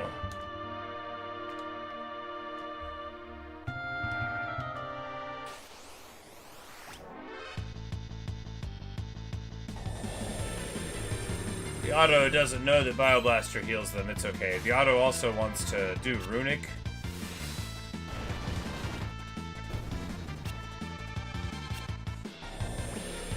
Amazing. It just goes to show that automatic is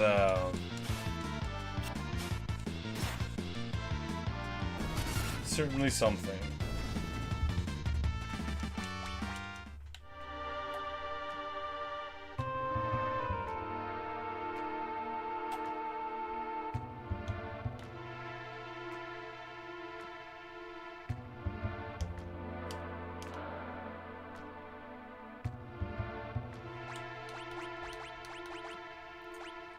I almost feel like the sprint shoes are too fast, you know. Maybe we should just slow down, right? Yeah, because we're just like zooming through. You could barely even look around. There are Moogles living in a cave deep within the mines. Yes, I know.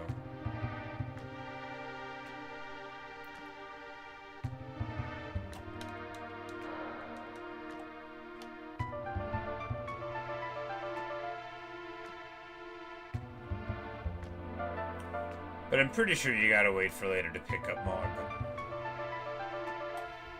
In the event that I'm not right. That is okay.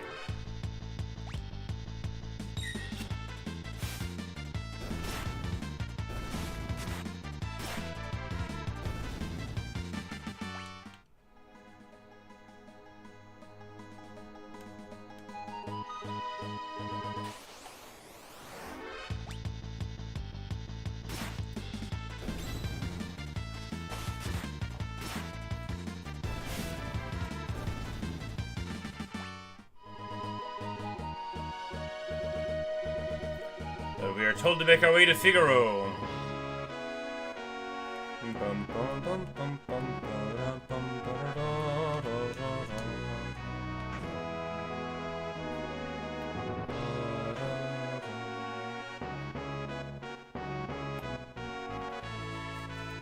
Ah, this is just like old times. I'm gonna wander around for a bit.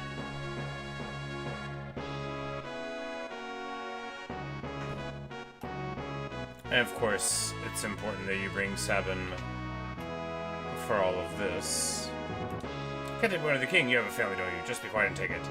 But, so this is where you're supposed to go to shop for everything in the game, because this dude gives you half off of stuff because you're the king. That's if he's in the front, right? Oh, it automatically cycles him over now. That's funny. You used to have to physically move him into the front of the face of the party thing. Drill! Huzzah! So Drill is like real good. Flash is alright too, because it's, you know. The only thing that isn't good is the Noise Blaster. You don't even need to buy one.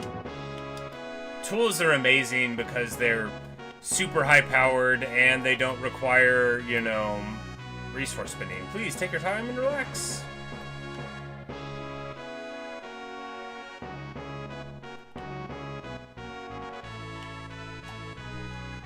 Broken off our alliance with the Empire. Well, yeah, they set the castle on fire when we were last here. The castle can move freely through the sand. We can even go under mountains if there's a desert on the other side. Can he move freely through sand? I mean, I know that, but it's just a funny sentence anyway.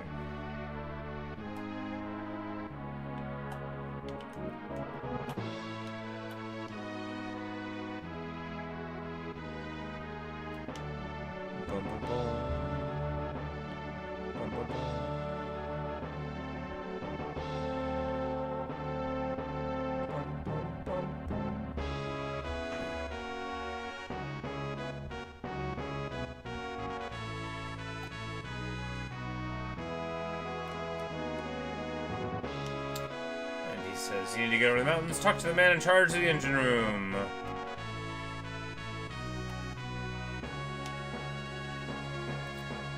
But this guy's like, why don't you go to bed?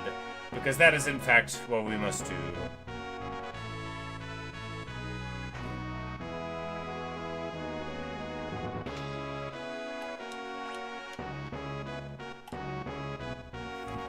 The king showers his attention on women. Young, old, pretty, or plain, no one is safe. Oh, King Edgar!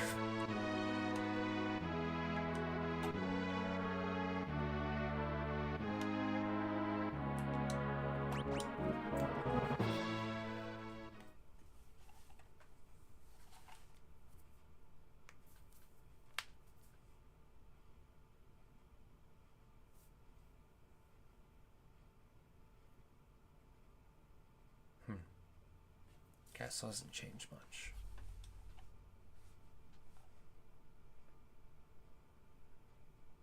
And yet it's different. Mom and Dad are gone. Nothing can ever really be the same. Not after what happened.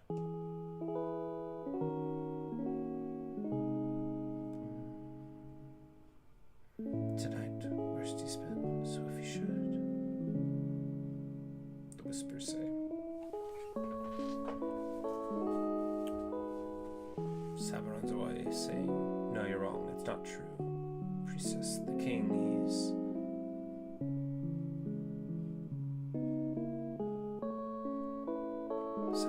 Sabin. Running upstairs is not safe. Dad couldn't have.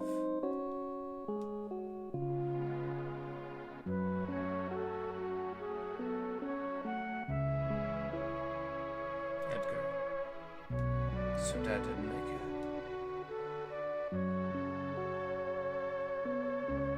Edgar, there you are. Father said he would entrust Figaro to the two of you. Those were his final words. You all make me sick. Everyone's saying that the Empire had Dad poisoned. And the only thing but if you think about it, who'll be the next king? King. No one's even sad. None of you probably cared when Mom died after we were born either. The High Priestess says, "That's not... You're just as bad as the rest of them." Edgar says, "Sabin? Empire of murderers, they won't get away with this."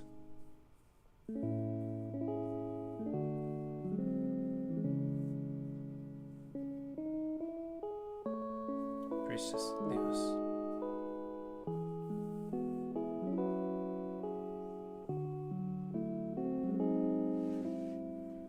Let's leave this place. Let's forget this crazy kingdom and live our lives how we want to. You said you didn't want to be a king, right? A life of freedom, huh?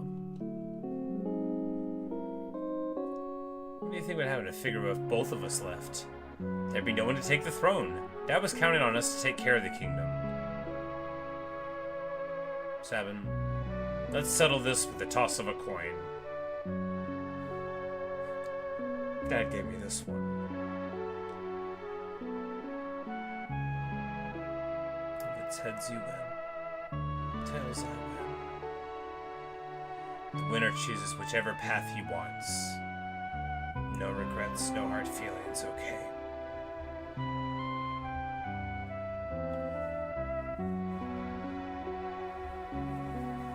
Here we go.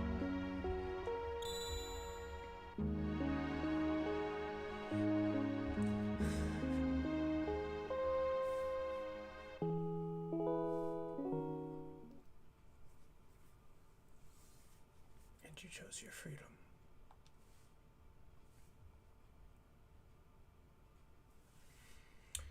It's already been 10 years, and that little shrimp has grown into a whopping lobster. And you're a king crab.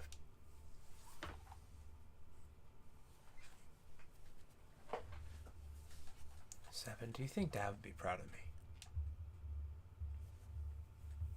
Don't you ever doubt that. I'm sure he's beaming with pride, wherever he is. 10 years. Where's the time gone?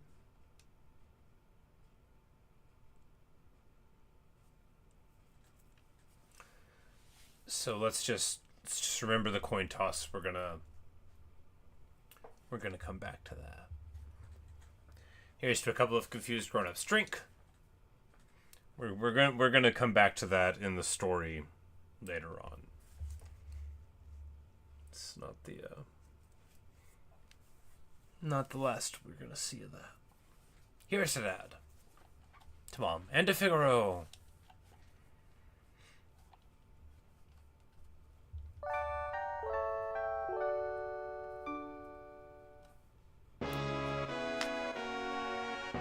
And he shows up in bed just in time for us to move forward.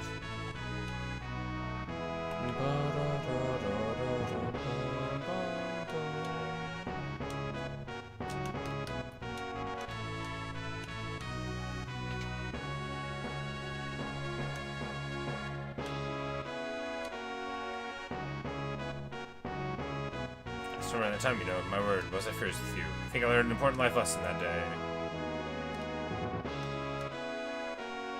Igor, how long do you expect me to keep waiting for you to propose? Sheesh.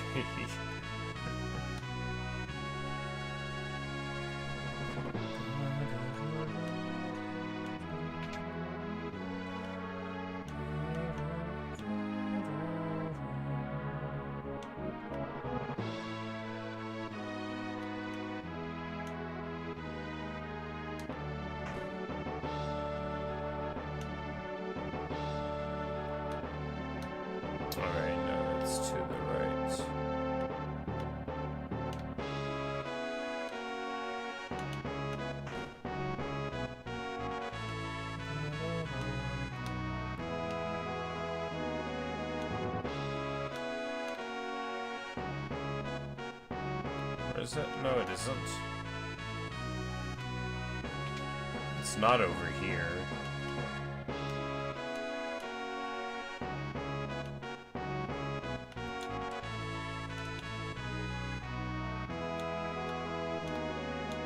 Oh, it's at the very entrance, isn't it?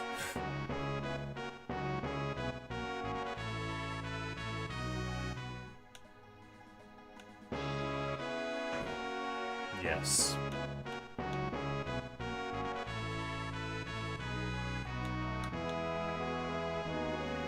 I'm sorry, I can't let you go down there. It's too dangerous. Maybe one day we'll go, right? Rah, he says, flipping a lever to move the whole castle.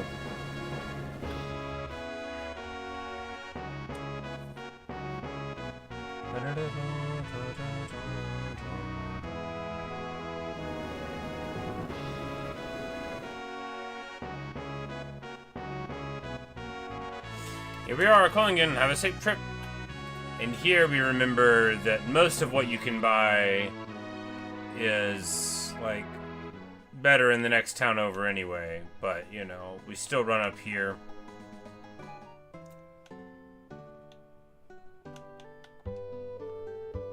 Strange glowing creature flew right through here, scared the living daylights out of me. Do we have some money? 11? Yeah, it's fine. My younger brother's a bit eccentric, lives alone up north, says he's gonna build a coliseum. Or some such nonsense. That thing, I don't know what it was, but it tore up my house. Looked like some kind of glowing monster. We're sorry. Do you require compensation? Locke, is that you? Have you stopped by Rachel's house?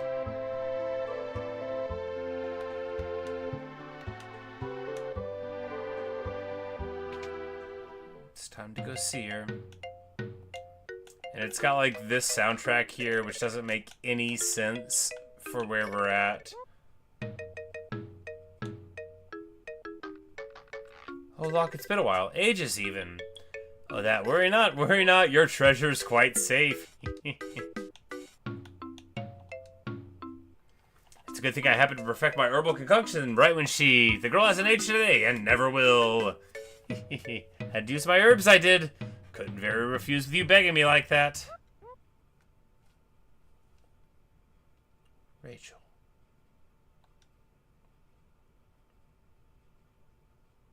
You're sure this stuff will work? Of course. The love of your life will sleep here just like this forever. And ever. And ever. I mean, the music's for him, I guess. If there were a way to call her spirit back. A way to call her back, eh? You mean like that legendary treasure? Oh, yes, I suppose if you had that, you might be able to reawaken her. Real considerate guy. I failed her.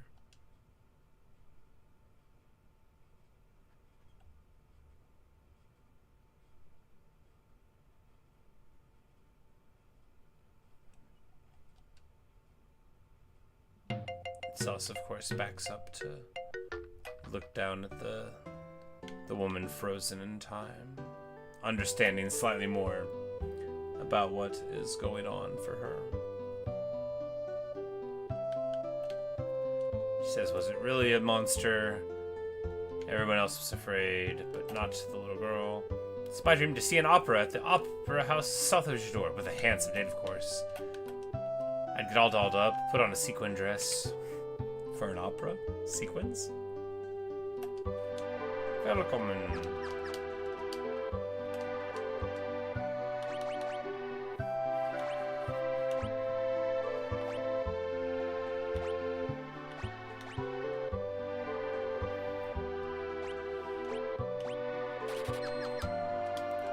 The mithril shields are worth buying. Mithril shield.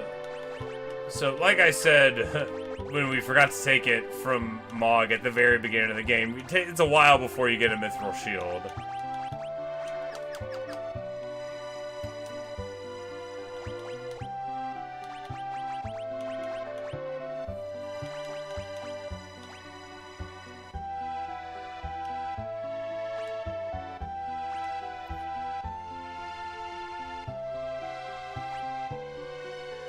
It's like flail, right? She could use it, but then she can't use runic, is how it is. But she can do like back damage. It's fine. We won't worry about it.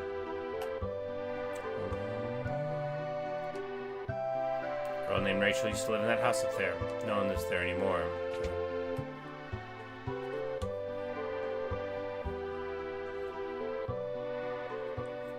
Locke says I couldn't protect her.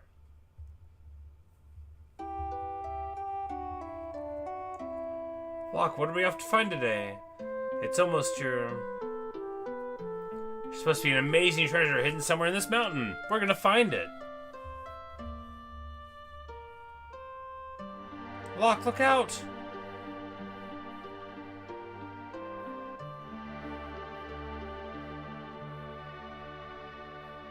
And she falls.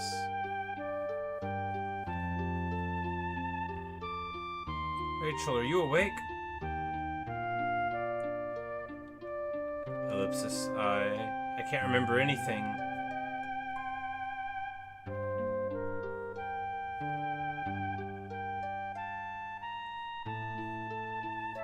And Rachel's father yells at Locke, "Get out of my house. It's your fault. Rachel lost her memory." Wait, just let me talk to her.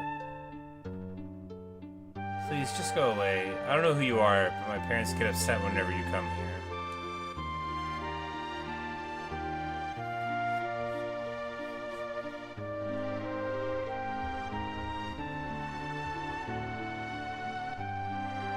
Rachel would be better off without you hanging around, Locke. She's gonna have to make a new start of it. With you here, she can't even do that.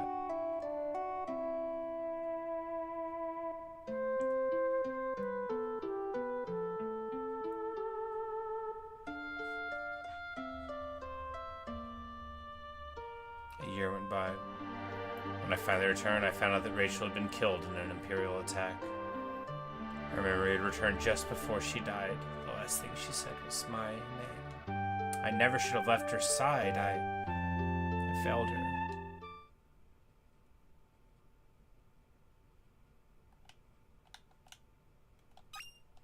Obtained elixir.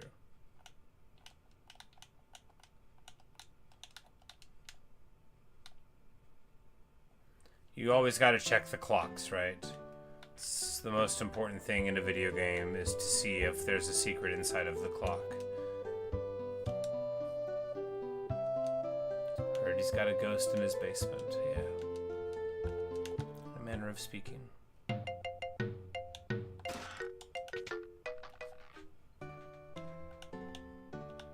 we get our third green beret.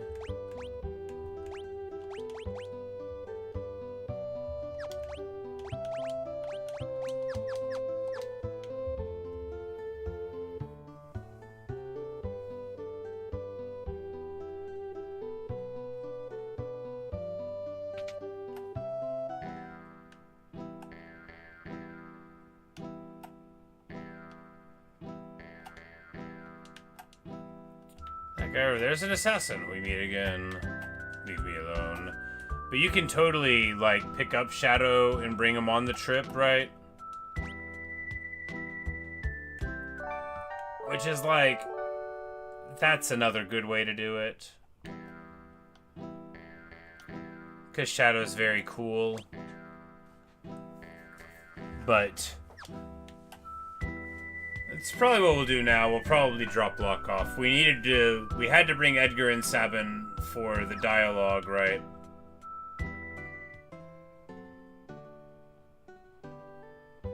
I really like Shadow.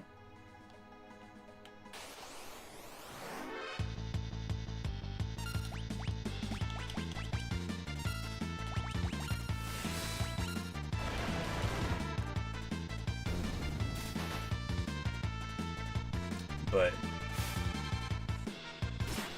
this is what I consider like the ideal setup because you want to be able to do the Figaro story where you need the brothers, and then you want to be able to do that story where you need them. But I think we're just gonna pick up Shadow because he's my boy. And honestly, it doesn't take too long to run back up. Now we do have to run back to Narshe to get the party, but it'll be okay.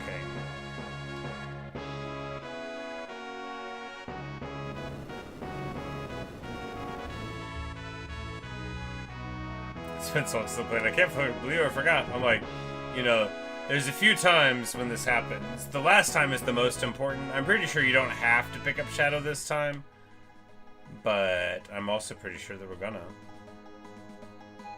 It's what, like 5 grand or something?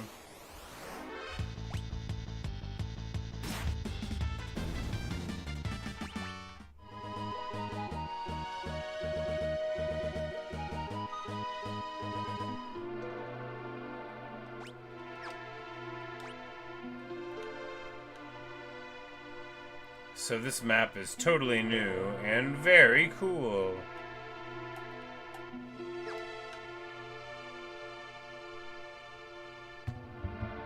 But someone left a comment and said that they will even mark like treasure that you haven't found on the map, so you could be like, oh, where's the secret? This is not the Elder's house.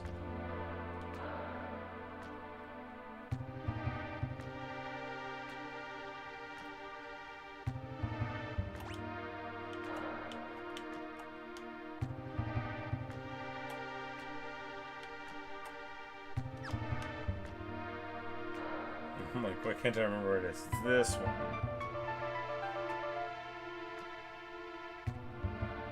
Bum, bum, bum.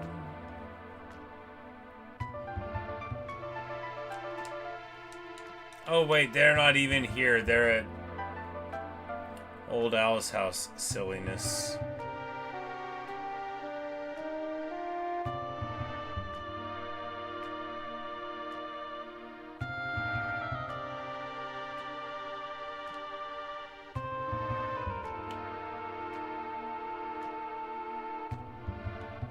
Watch as I go the wrong way in Narshe repeatedly.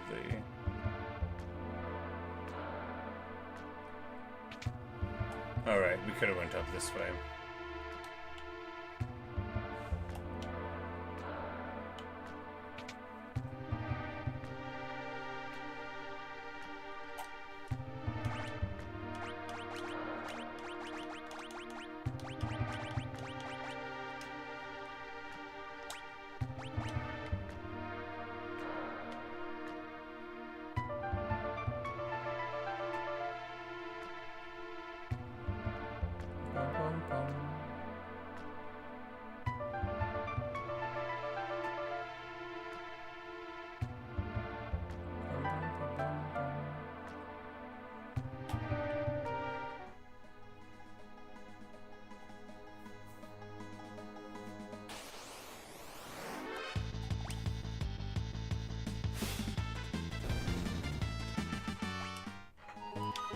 Probably should have taken the Genji glove off Locke. We'll be fine.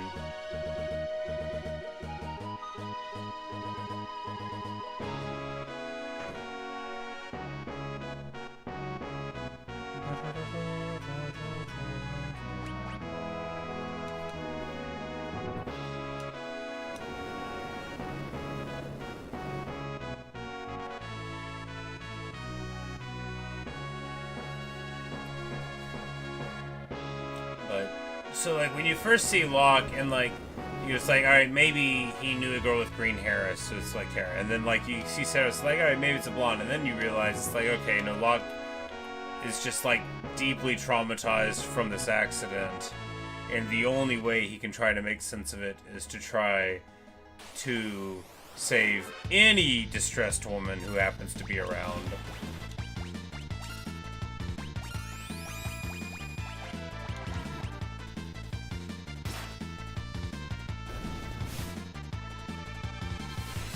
Oh, we hit one twice, I guess.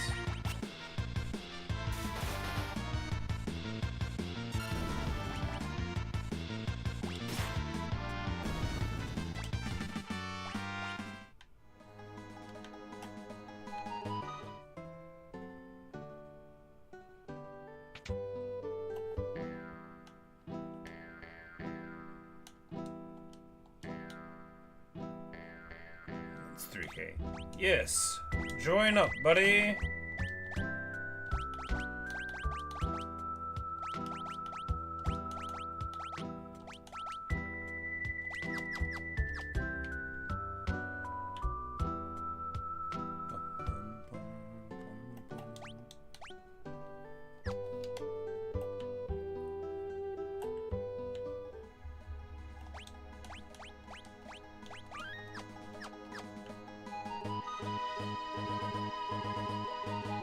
But now we move on forward.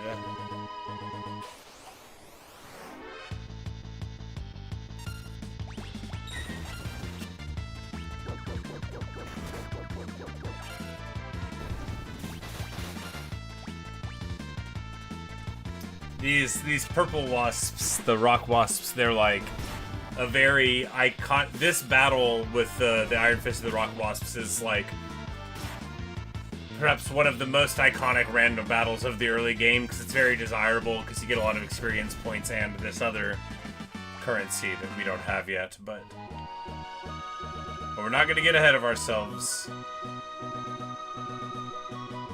But this is the first area where you sort of cheerfully would be leveling up, although we're not doing it right now. It's not time yet.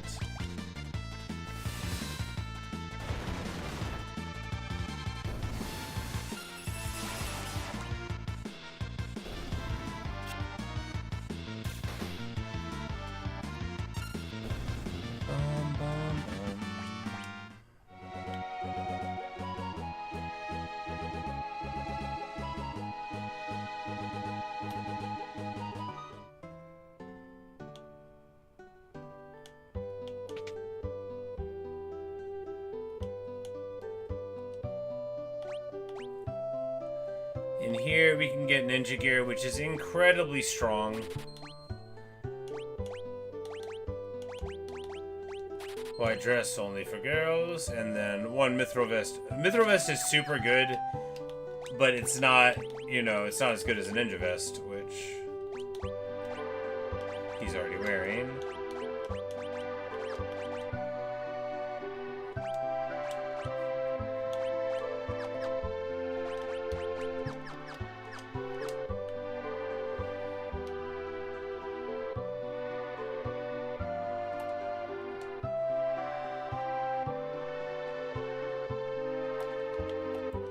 All the poor people were forced out of town. I hear they built a new town in the valley between the mountains up north. Well, who forced them out, rich guy? Those folks in Zozo don't have an ounce of honesty among the lot of them. Don't trust a word they say. It is true that no one in Zozo tells the truth. Literally nobody. Well, that's not fair. One guy, he's not really a citizen of the town. There is someone who tells the truth. Everybody else lies.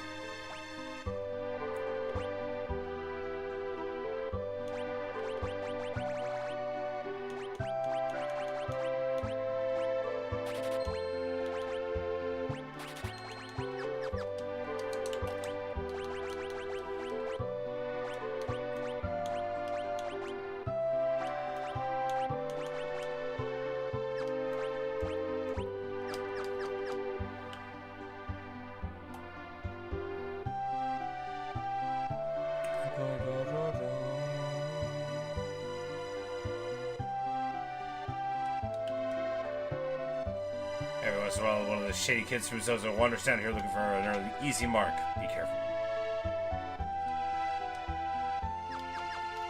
At least they let us know to be wary of the place we're going.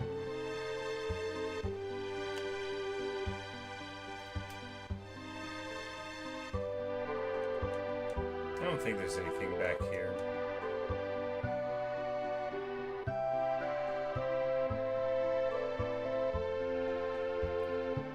There's like an auction house. Is it even open for business? Yeah, we don't have enough money for anything yet. Yeah, that's right. No, we gotta go through this for the auction house to even open later. It's later in the game. Saw a girl bathed in a light, speed off towards the northern mountains. Yes. The class divide is starkly apparent here. All the middle-class families live in the southern part of town. The rich folks live up in the north. You can see one of their enormous mansions from here. Yes. One of them. The Owser. The Owser is a big famous guy. You're the spitting image of Maria, huh? Haven't heard of her, you say? She's a famous opera singer. Interesting information.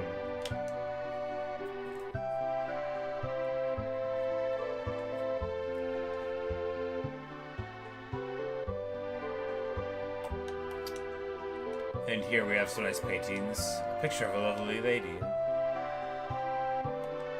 This one looks awfully familiar. It's Ultram's. It appears to be a lamp. A very old painting. It's almost as if they were alive. Anyway. So there's some paintings. Put a pin in that. We might return to this later on. Also, we look like a famous opera singer. Put a pin in that. We might return to that later on. I'm gonna be an opera singer when I grow up. Huh? You don't know where the opera house is? It's way south of here. It's just on a peninsula to the south of here.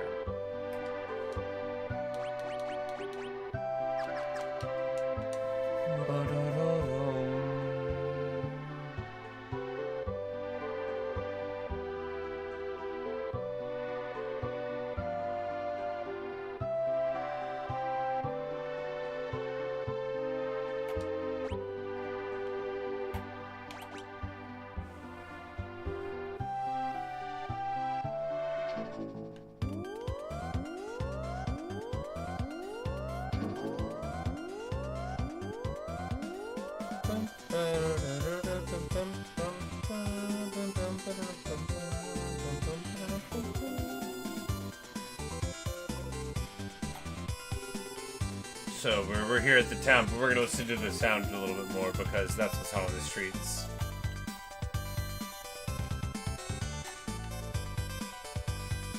Chocos, of course, prevent you from getting random battles. So does like hitting this button, but you know we're not doing that. There's an in-game mechanic to avoid random battles available to your Moogle, but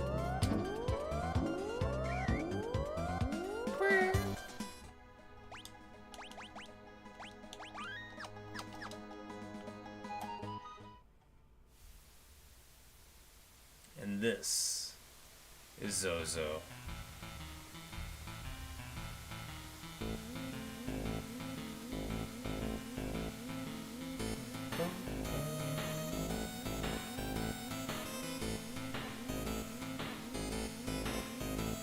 It's just such a fun soundtrack.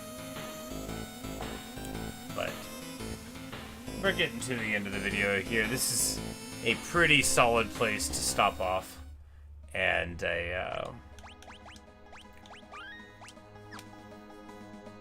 know, a lot happens here in the narrative, right?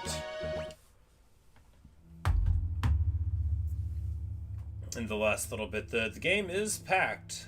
It you know, it takes a little while introducing people, but then you know stuff starts happening and happening and happening. But you know, we got to meet our favorite character, my favorite character, Celis, my actual favorite character.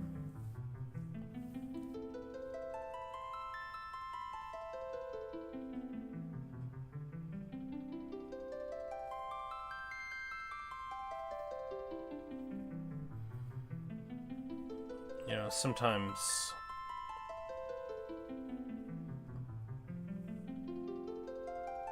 it can really be hard to do the right thing or the necessary thing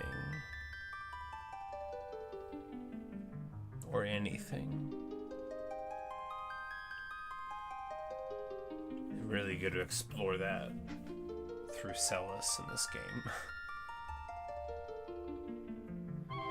But we also got to see a couple other really important story things. You know, we got to delve a little deeper into what makes Locke tick, you know, because, you know, he looks at himself as having left Rachel's side, and, you know, he would have at least had a final moment wherever maybe he could have saved her for the Imperials, you know. It's very much an unfair blaming of himself for her fate, but how very human, right?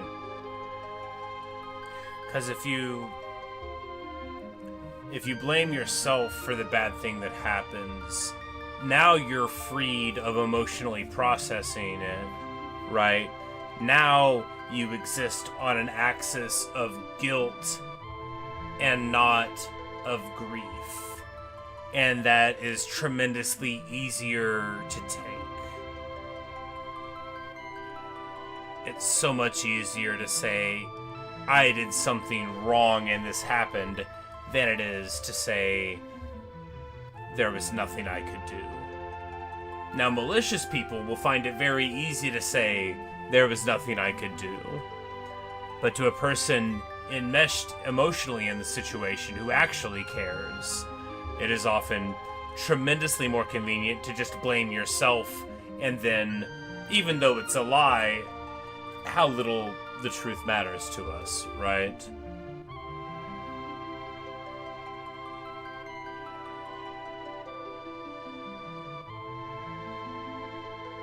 Because, I mean, yeah, they were exploring, but like, Rachel fell down a chasm and hit her head really hard. Like,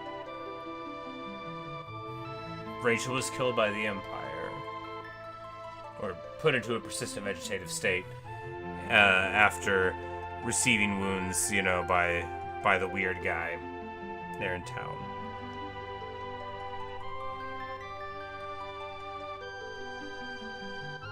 But Locke's, like, managed to internalize this as, like, my way of redemption is specifically protecting women from the Empire, which, okay, and it's not like a bad way of dealing with what ails you.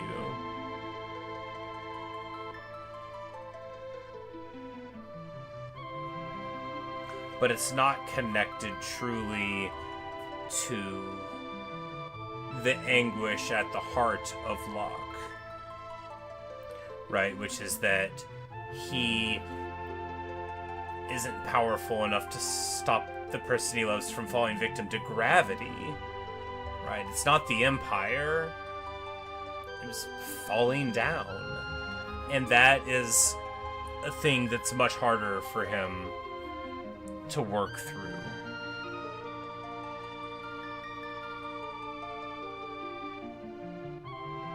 And so when he sees these distressed young women who remind him, in the vaguest of senses, of Rachel, like,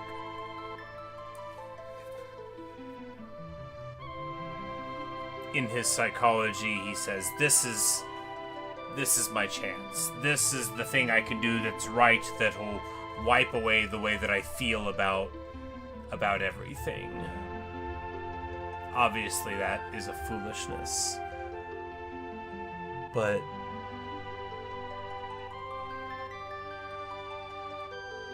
it's at the core of what makes Locke interesting, that he, you know, is haunted by this event. A lot of people think Locke is kind of one note because of this. I disagree. I think Locke has a lot going on, you know.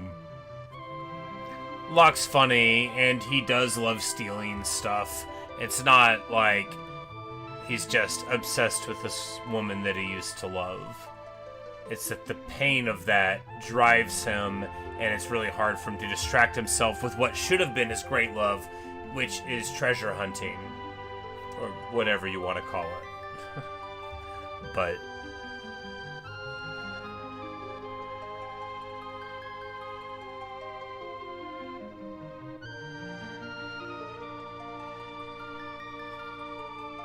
perhaps saving the world from the Empire will have to be enough.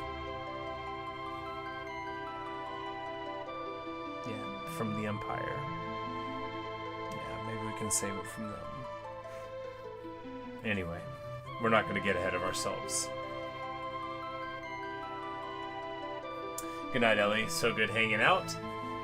And you'll have to keep on telling me about your triangle strategy adventures. But yeah, if you're having like specific trouble with the map or whatever, and talk about it, and maybe you gotta, upgrade a couple abilities, or, unlock some stuff, but, it's, if you just sort of, like, turtle back in a little shell, that's usually a good way to do it. That's usually how I find success. Can't stick your head out too far, but anyway, I'll see you later on. Good night, everybody. Good night, Ellie. Sleep well. I'll most likely see you in the morning.